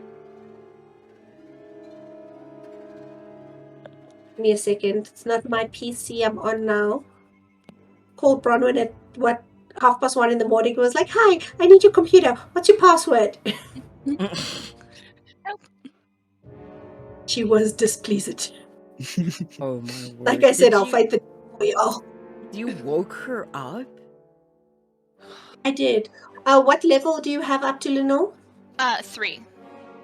Level 3. Okay, so you are able to do momentary flicker, pronounced guttering, and dim flickers. Coruscating shadow. I feel like I need to. Okay, so to do what you're doing is pulling up a shadow between you and everything else, embedded into forms. It conceals you, causing confusion. There's not a physical manifestation, though. Mm-hmm. Lenore's like, that's nothing. We need to... What are we doing? Hey, you roll 2 bonus dice to stealth roll while you have this happening. Okay. What is the actual roll you must do? Here we go, system. You can focus darkness upon any light within a source of range. Only lights up to the strength of the torch light. Blah, blah, blah. Okay, so this is not about controlling shadows. This is about manifesting the lack of light. At least until you get to the higher levels. I don't see a roll. Let's call it... let's do what a general thaumaturgy roll is.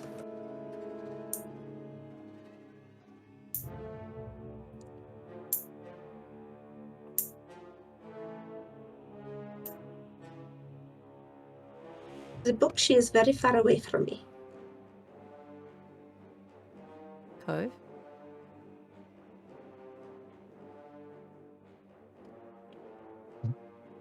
Let's go, okay? Yeah, just checking in on them. Okay. Here we go. You have to roll. You have recently fed, that's fine.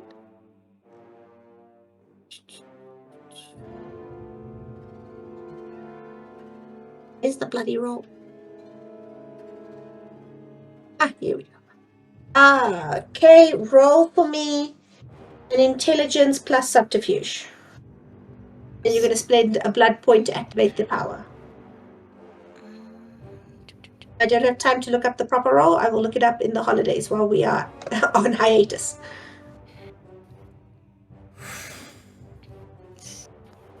Okay. That is a 7, a 9, and 2 4s. Okay, so 2 successes. You pull up the wall in front of you, and a few of them kind of stop, and they look a bit confused as if they don't know what to do because they don't see you anymore. It's like as soon as they didn't see you, there's no need to attack you. Okay, what? How do we save him? I don't know. Okay. So now it is, I believe, Bellona and Thomas. You both have... Bellona, what's your dex? Because you both have 3. But it is 2. Okay, so Thomas goes first.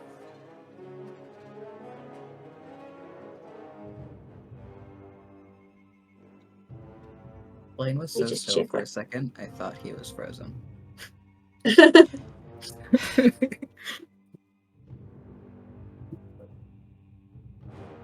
I'm trying to see what he does. I'm gonna pull the kid, not the cat monster. Oh no! Okay. He's gonna pull his baby girl up the catwalk and prevent death. So Thomas, basically, the one hand is holding you, the next hand grabs, and the next hand grabs, and the next hand grabs. Yes, I mentioned 3 other hands, and pulled him up onto the catwalk. For those who are joining us, Thomas, the Toreador, has 4 arms. The Toreador. Holy He's system. sus How- as fuck as a Toreador. How sure are we that he's a Toreador? Like, how? That's a conversation for you and Thomas to have. Thomas, how sure are we? Oh, You've seen Toreador. Thomas reattach an arm, grow 2 arms, pull a sword out of his gullet. Listen. She's been meaning to talk to him for a long time. It's just Swallow. taking a I almost time forgot you to saw him. happen. I almost forgot you saw him swallow a heart with his palm. that is true. Yeah. Well. We've seen him do some very un-Toreador things. Okay. Alona, what do you do? Is it my turn? Okay. It is your turn. They can't hear me down there. No. Damn it. So I have a thought because I was reading. It's designed that sound does not carry. It's designed so sound does not travel down here. Effectiveness. All right. There's how many of the ones still on the catwalk now? 1, 2, 3, 4, 5. But 2 of them are kind of ambling in front of where Lenore was, and they go back to leaning on the railing and watching the show because she blocked their view of you guys. Literally, once they couldn't see you, it's like they went back to observing the show.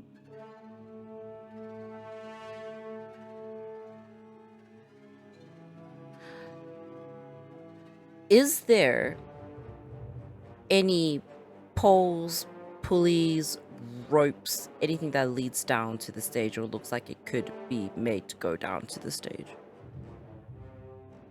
You have engineering Does Bologna have or engineering? or stagecraft. You can do an intelligence check with a penalty, but like all of this is rigging. All of this is ropes. Up here, it's really hard to tell which rope goes where unless you know how they put this together. I don't have anything in crafts, and I can't find engineering, and I'm not sure what it would be in. It would be a speciality skill. Nope. So no, I don't have either of those. So you said intelligence with a penalty? Yes. -1 dice. Yeah, okay. Thankfully, I have a lot of intelligence. Where's my Google dice? Please don't give me any more ones. Come on, buddy. Come on. The only one of you who would be able to jump down safely is Oliver because of potence. Potence helps you with jumping. I can make my choice. Don't you fucking I said- dare. I said safely. People have been known to be able to survive falls of 100, 200 feet. It's rare, but they can do it. Oh my word. A vampire, Anyway. you could survive a lot of falls. You just would not be happy after you landed. That's time. So Might work. I only had 2 dice. I rolled 2 and an 8. So it's 1 success. There is a pulley and a rope attached. It's not that you figure out which rope is connected.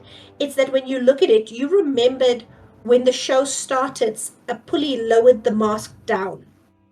And it looked like this. There was a panel in the front that had Wayland's performance symbol. And you can see that symbol on one of the pulleys.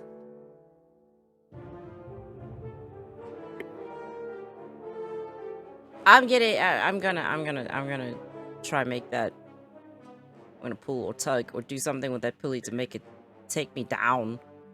Try to. You can grab it. You could cut it- it. That would make you go down real fast. I'm durable. I have a dagger. This is fine. Yeah, I hop onto the thing. I'll stick my foot in there. And then It shifts slightly, but you don't weigh a lot. So it shifts slightly, but not a lot. So what I do is I put the rope around my leg wrist to sort of like use my arm as a brake, so to speak, and then I cut the other pulley or the other rope to let it just go down. You do realize that means you're not gonna stop. That's the same as just jumping off, right? Uh-huh. So you just have decided to tie a rope around your arm so that you have a rope around your arm. Oh no, this is fair. That is very fair. I know how I am like Bologna. I know how things work. Absolutely. Someone could lower you down. It's Now a that pulley you're system. tied. Someone has to pull it, the other end for it to go down. We can do that. It's who's near me, actually. All of us? All of Probably. us? All of us? Who's It's very crowded on this walkway. Okay, that's fair. I just hand the rope to somebody. Just be like, if you'd be so kind. Or else I'm going to cut the rope. I mean, yeah. It's fair. Okay. Does anyone take the You rope? actually, So, Amarette's gonna No, take it, but you- it's gonna you- hand it to Ollie. no. We Oh, are in the okay. middle of combat. You have climbed onto the pulley. You have said something to the group. You have spotted something. That's your time up. Okay, cool. Awesome. Yep. Okay. So I'm on the And thingy. then we have. Hold on. First the two who stand and do nothing, like the numpties they are. Okay. The one that has an afro rushes at Oliver, slams into Oliver, proceeds to keep trying to slam into Oliver. Oliver is not moving because Oliver is very big and sturdy, and Afro Man is very, very slight and short. So he doesn't have the physical strength to do anything to Oliver, but he's trying really hard. Oh my god. You have a guy basically pushing his shoulder into your abdomen, and it's not going well for him. It feels like a slight pressure. Oh my word. Massage for your gut. The other two, though, immediately try and run at Thomas and at Amorette because your backs are to them. They are on the edge of Lenore's shadow so that you are not covered, and the both of them go for the two of you. The first one, it's Amorette for 1 damage. One bashing. The second one, it's Thomas for 3 bashing. If you have fortitude, you can null it. If you have stamina, you roll your stamina. Your successes take away from the damage. Which I just kind of remembered. Sorry for those who got hurt earlier in the game. Sorry.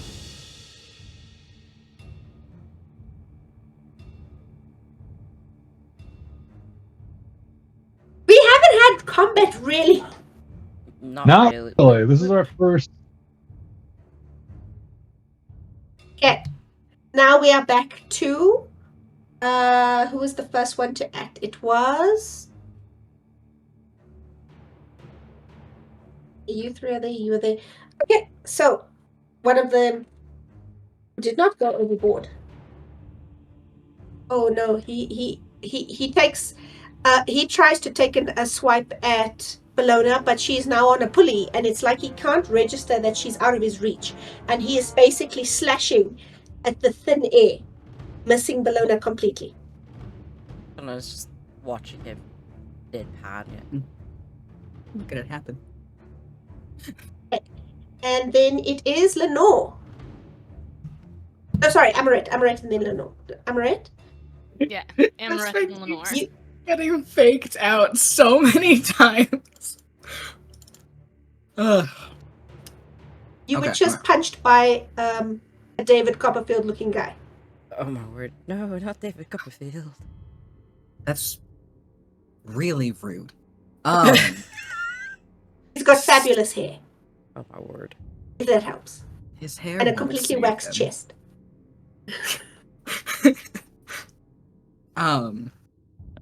She so Bologna needs to get down. Gonna look to Oliver and be like, "You're on pulley." And is then going to Bologna, pulley, Oliver actually using the pulley, Thomas probably going with Bologna on the pulley, Lenore shadows. Cool. Getting your bearings real quick. And then so is anything holding Wayland in place? Like, I know his hands and stuff are bound, but is anything holding him there? He's got a chain wrapped around him. He's got handcuffs. He is dangling from a cable. No, sorry, he's standing on a metal platform that's designed to have a trapdoor mechanism. But there's nothing the platform keeping him. That we Yes. can see, right? that you can see. Okay. Oh, okay.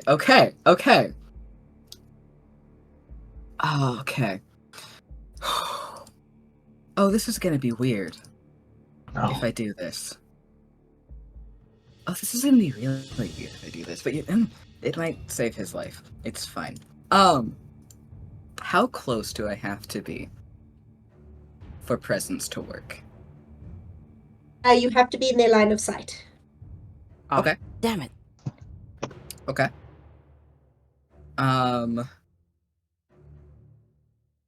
He's blindfolded, right? I don't remember being blindfolded, but he has a mask Yeah, on. he is. Fuck. Yeah, so we're gonna have to do this brute force no matter what. Which valid. Fuck. Okay. She is going to stand up, and how many are facing them, not behind the shadow thing? Darkness. 1, 2, 3 left. 3 left. Okay. She is going to use presence again, but this time, instead of a nice awe where they like her, it's fear. Oh, you're gonna use dread gaze. Yeah. So what's the look you're giving them? Show us your dread gaze. I cannot do the look she gives, because it is not physically possible for me. The Do look, your best amalgamation. Come on. I will describe it and you will understand.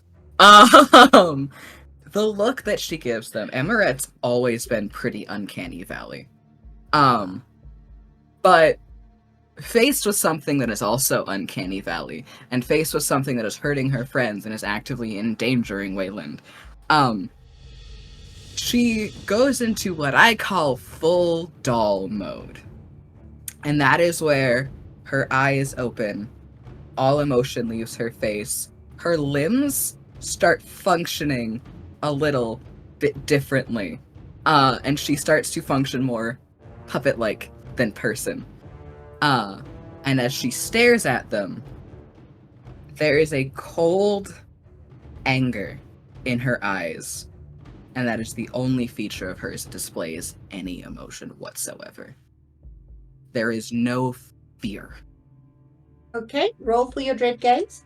Oh, Versus a willpower of 4. Alright, come on. Your difficulty is 4. Cool. Because they ain't got no willpower.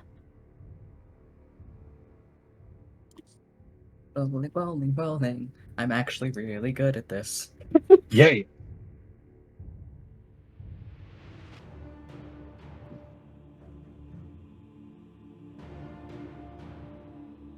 7 successes.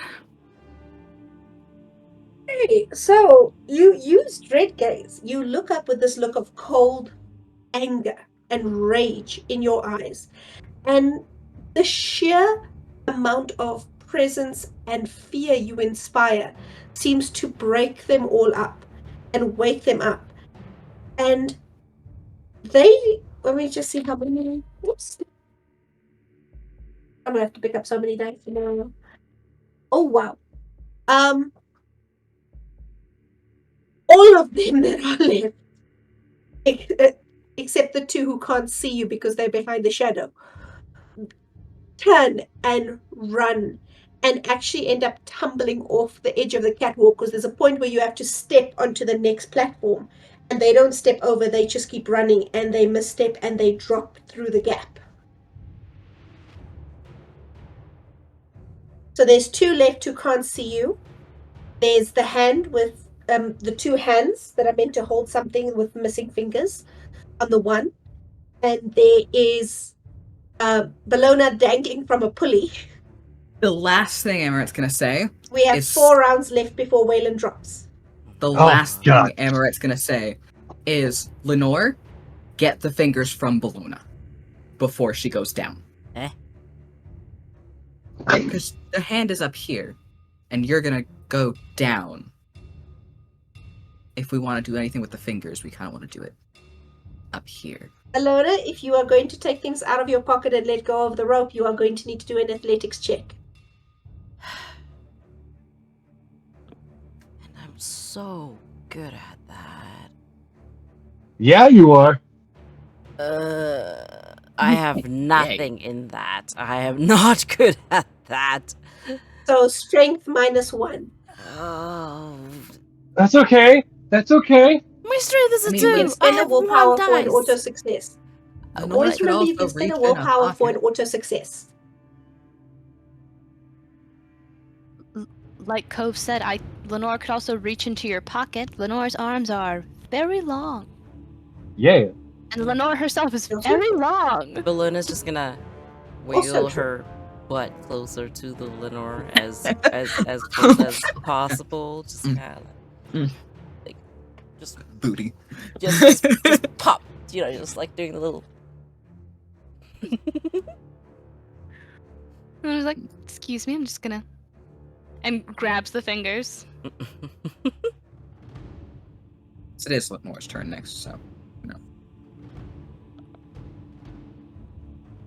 Shall I place these in the hand?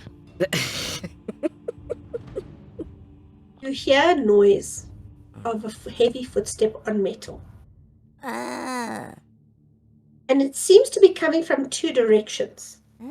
In front of you at the end of the walkway, and behind you on the end of the walkway. But it sounds like 1 step coming from 2 directions. Ew. When you look up and see, on one end of the walkway is a figure with a silver mask, and the other end is a figure with a gold mask. Oh, come on! Is it dented? It is in fact dented. They are both dented. Okay, alright. I Shadow Cloak no Jutsu up in this bitch. Oh my word. The figures that approach are wearing a cape, a tuxedo, dress pants, dress shoes, and a top hat. One completely in black, one completely in white. This is bad. Sun and the moon, y'all. As one, they pause at the end of the walkways, they slam the canes down, and they're like, "We told you to return to your seats." And they speak in unison as they speak. No, I don't like this.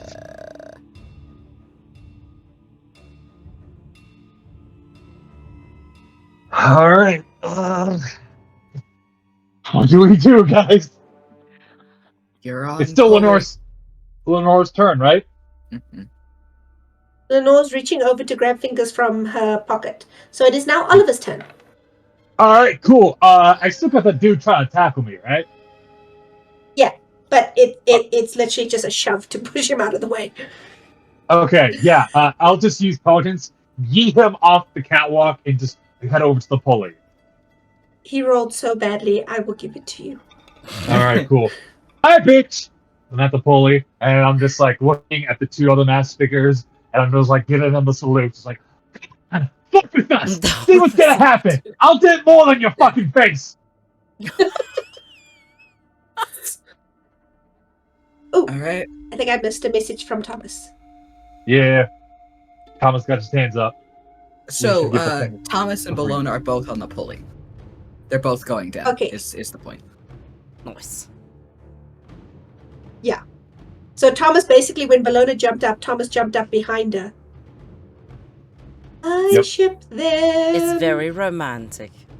Very, So cute. Very, very. very. I like the idea of Thomas holding Bologna while Bologna's trying to like pop her ass for Lenora. Like, it's just a very interesting image Oh. in my head. Oh, Your I got a ex sword. would love it. Someone got a sword. This is like the coolest thing. Someone has I got the I gullet play sword. Dungeons. Oliver's just like, back off, motherfuckers! I play Dungeons and Dragons. I know how to use a sword. Oliver, I need you to roll me an awareness check when you catch the sword. Oh, okay, all right. Don't say those things, because Oh, no. okay. Which If you don't have awareness, it's perception -1.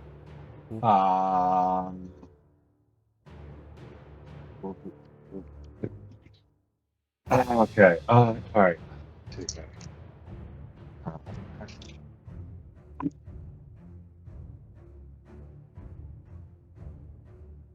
What did you roll? What did you? You're not gonna believe this. Oh no. They're all botches. What? What do you? How many did you How many roll? botches? I rolled 4 dices, and you want to know how many I got? Oh, fucking once! Oh Oh! my I god! have never seen a roll like that. Holy shit! Can you take a photo? Yeah. Let me get my phone real quick. Oh my god. Look, Jesus it's Christ. for an The awareness title? check. The title of this episode has to have something to do with botches. Because I love us all. We fucking suck. There's Botches, been we really and do. bullshit. there's been so many ones in this. I haven't rolled a single 10, and I usually at least get one. Oh, We're God. jinxed. There's so many game is ones in this displeased. game. It's because I said it's the last stream of the year. That's why it's like, you know what? All of the salute to you. You jinxed us! So we'll kill you all. Yeah. So, well, look, the nice thing is it's not a physical thing. At least you're not going to, fail to catch the sword and stab yourself in the leg. Ow, would suck. That would suck. When you catch that sword that Thomas throws you, there is a chill that runs through your body. The sword is wrong. There are spikes on the handle that you can feel trying to dig into your skin and take from you and feed off of you. The sword is a curse that walks among men. It is evil. It is something that is going to hurt you and anyone it touches. What the fuck? Thomas, what kind of sword do you have?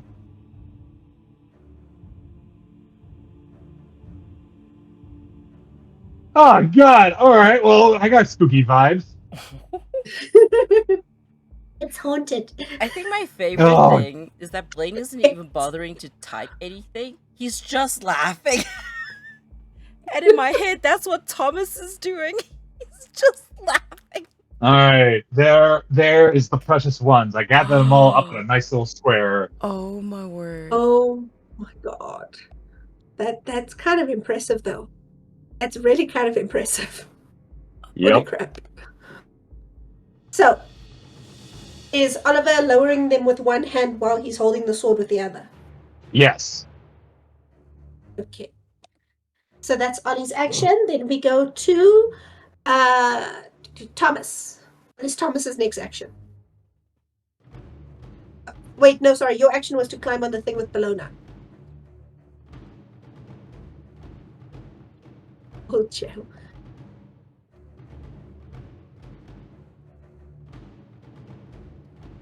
Okay. So then after that, it will be Bellona. You are being lowered fairly Okay. quickly with Thomas wrapped around you. I know, right?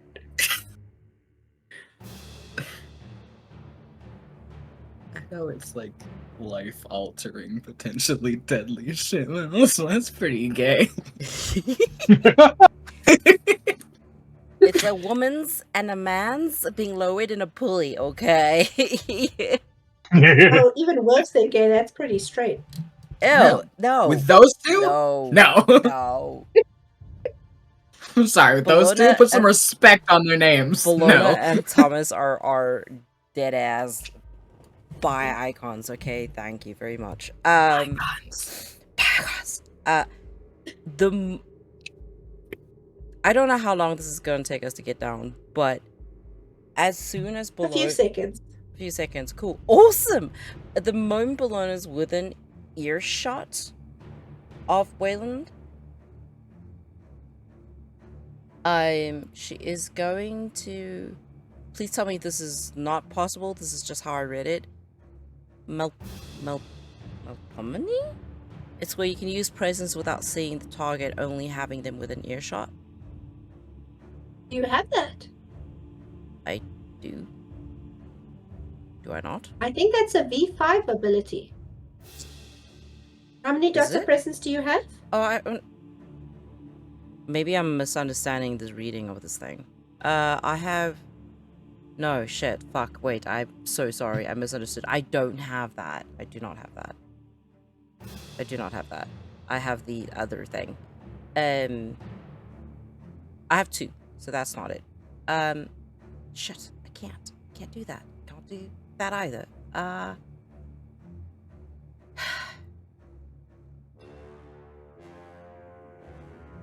I will say when you touch down, you guys noticed that there are the two figures on the walkway when you were coming down. The magician is still on the stage and he's flourishing and he's showing and he's raising his cane and he's gesturing to the crowd to the music, and it's a whole big song and dance production. Great, awesome. I'm not strong.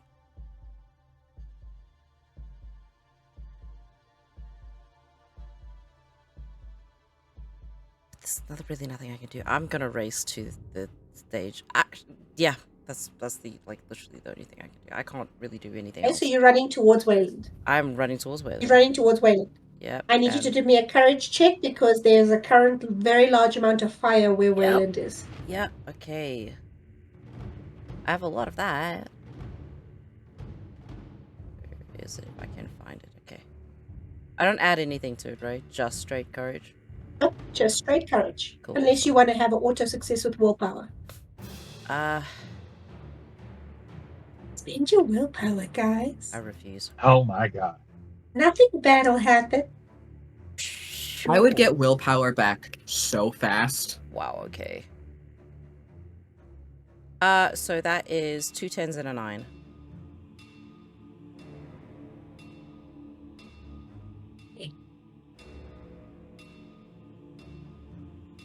Okay, so you're fine. You can run towards the fire. I'm not gonna make it there in time, am I? Am I far away from the fire? Am I far away from Wayland? No, Nick. Not really. You land on the stage, so you one round and you get to him. Cool, awesome. Can I have I don't know, I know this is not D&D, but can I hold an action? Can I tell you what I plan to do when I get there? Yeah, you can move and you can hold your action till the end of this round. Cool, awesome. I'm gonna try get there, and if nobody stops me, yank this man off that stage. Do it. Do it. If I have to tackle him, I will. Lenore, did I skip Lenore this round again? No, Lenore had a turn, right? Lenore picked my pocket. Yeah, I had to get the. There I was grabbed a whole thingies. booty touch and everything. Oh, yes, It yes, was yes, I know. Booty Okay. touch. Don't While also The being last- held. listen. I got an Amazonian woman to touch my butt while a sexy man held me. Don't take that moment from me, Nicole. I know, Bologna was Okay, you had the moment, okay? The two remaining guys don't react because Lenore is keeping the shadow up between you guys. Okay.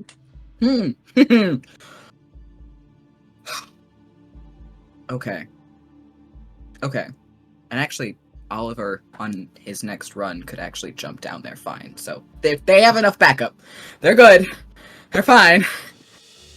Amorette will turn to face, the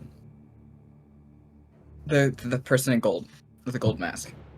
And so, she was just doing her puppet dread thing. Which, congratulations. That's weird to witness. And then her demeanor changes. And it changes to one that the two who can see her, Oliver and Lenore, have never seen. Oh? She gets in poised as though she's about to start a performance, as though she's about to dance. But she has her knives in her hands. And she rushes forward in a perfect, elegant ballet move to attack the person in the gold mask. What the fuck? Okay. So I'm Roll going me to your melee.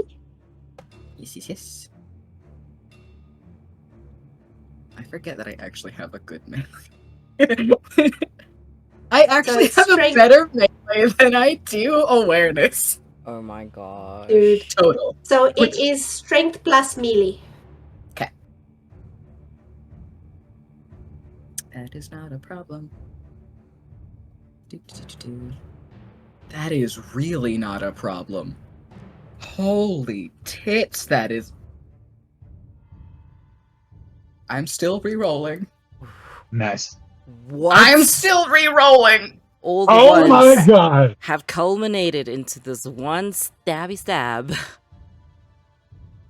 This is Now we know why amazing. all the ones happened. Yeah.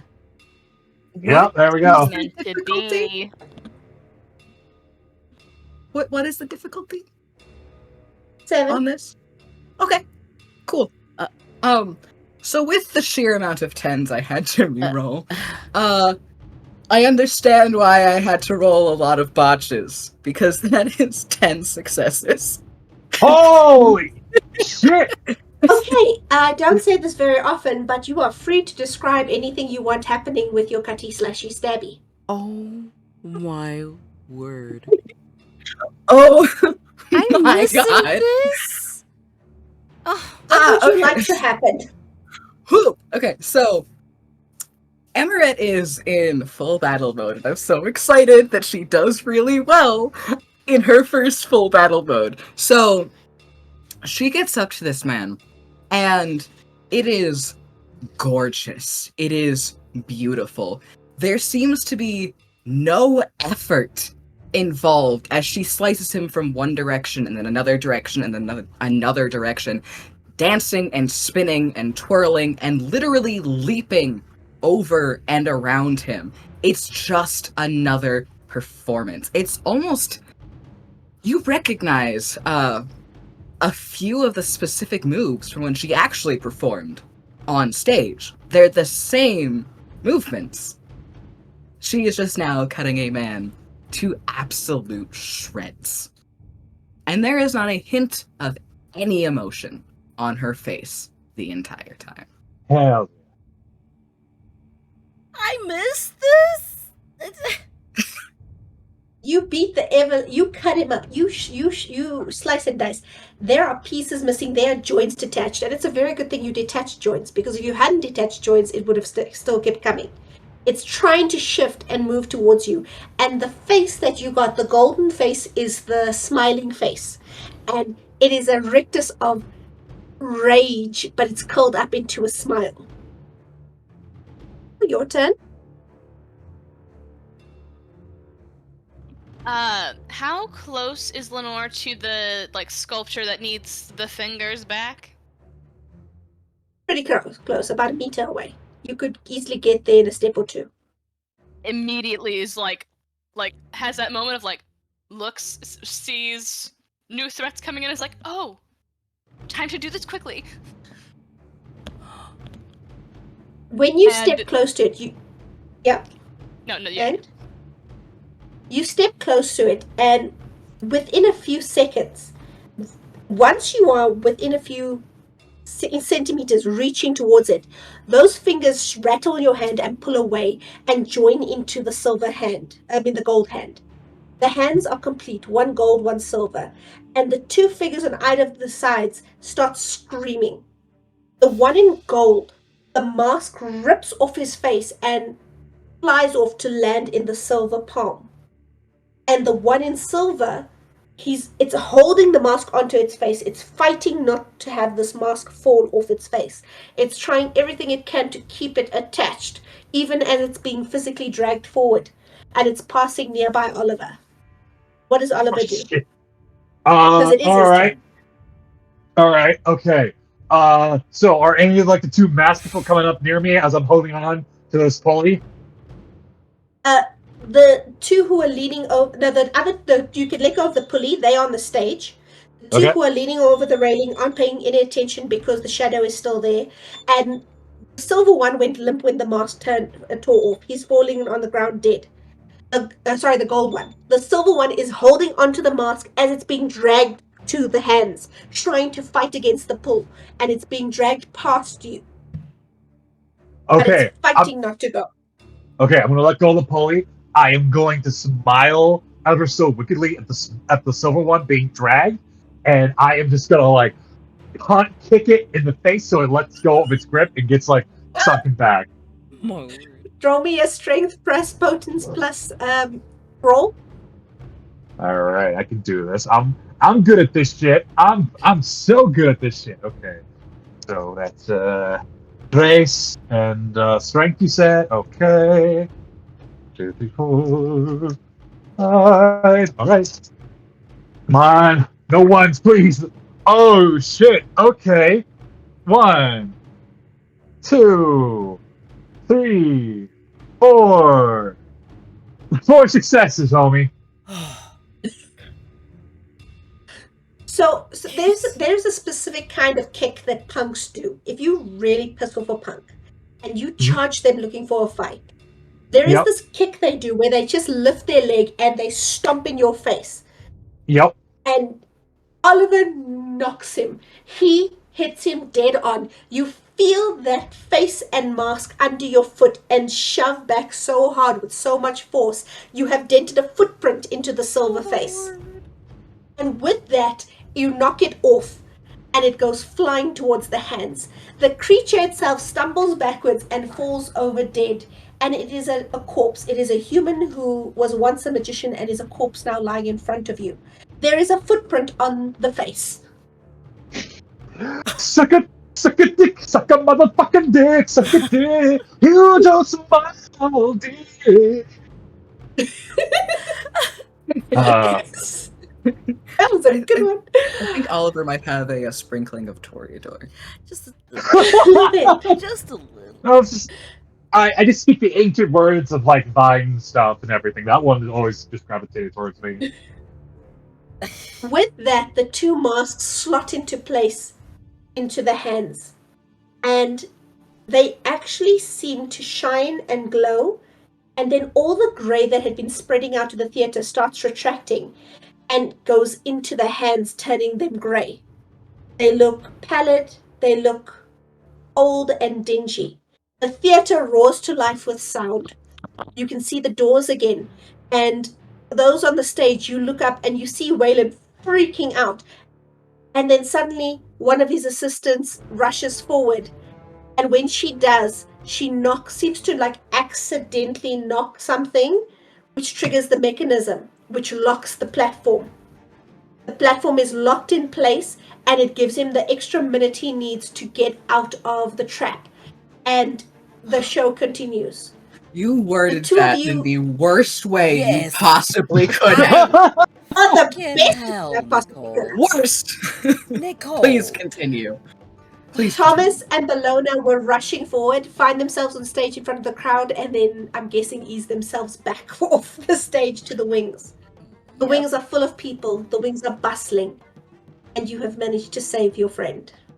Yay! There is one thing, though.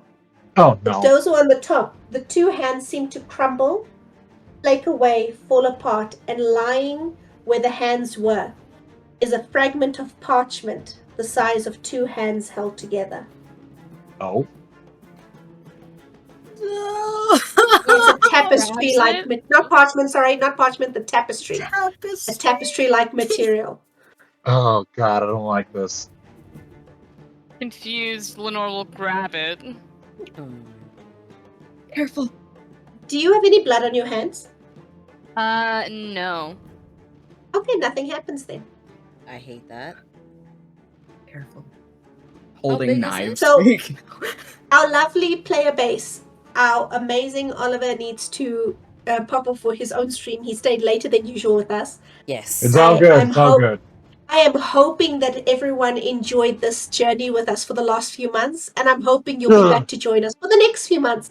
But join us on Christmas, where we will be celebrating a very Merry Christmas and a bloody good New Year. Yeah. Which it won't And be we will- traumatic. Basically, after this, you guys have had a very traumatic evening. You don't feel like hanging around to talk. You don't even stay till the end of the show. You will send them a message apologizing and you head home. I'm sorry, the show fucking continues after that? The show must go on. Like, No, the Show fuck must it go don't! alright, It is way Uh, big loss. sorry, you were saying? I wasn't saying nothing. Oh, okay. Right, so, like we said, we won't be here for the rest of the stream, but we will have a Christmas for the rest of the year. We won't be here, but we do have a Christmas one shot coming up. That will be live streamed on Twitch here. You wanna shout out for the Ollie? Yes, absolutely. How do I do this? I can do this. I am a professional. There we go. Yeah, we're professionals. So, yes, we are. They're all Absolutely. professionals. We're You're all- amazing.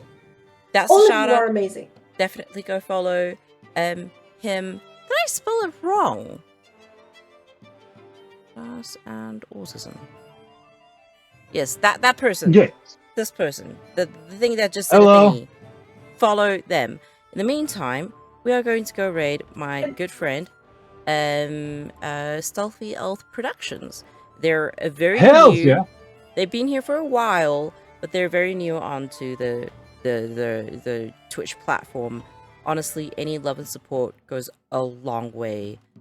So definitely, let's go give them some love. They're streaming Pathfinder right now. If you do miss Vampire the Masquerade for some reason and you want to get your quick fix, we have a YouTube. It's on Meister Hypes on YouTube under playlist specifically for Vampire the Masquerade Endless Nights. And I'll be posting up our clips because I love us and we're funny. That's it. They are so funny. That's all from us. I love you all. Goodbye. Bye. And with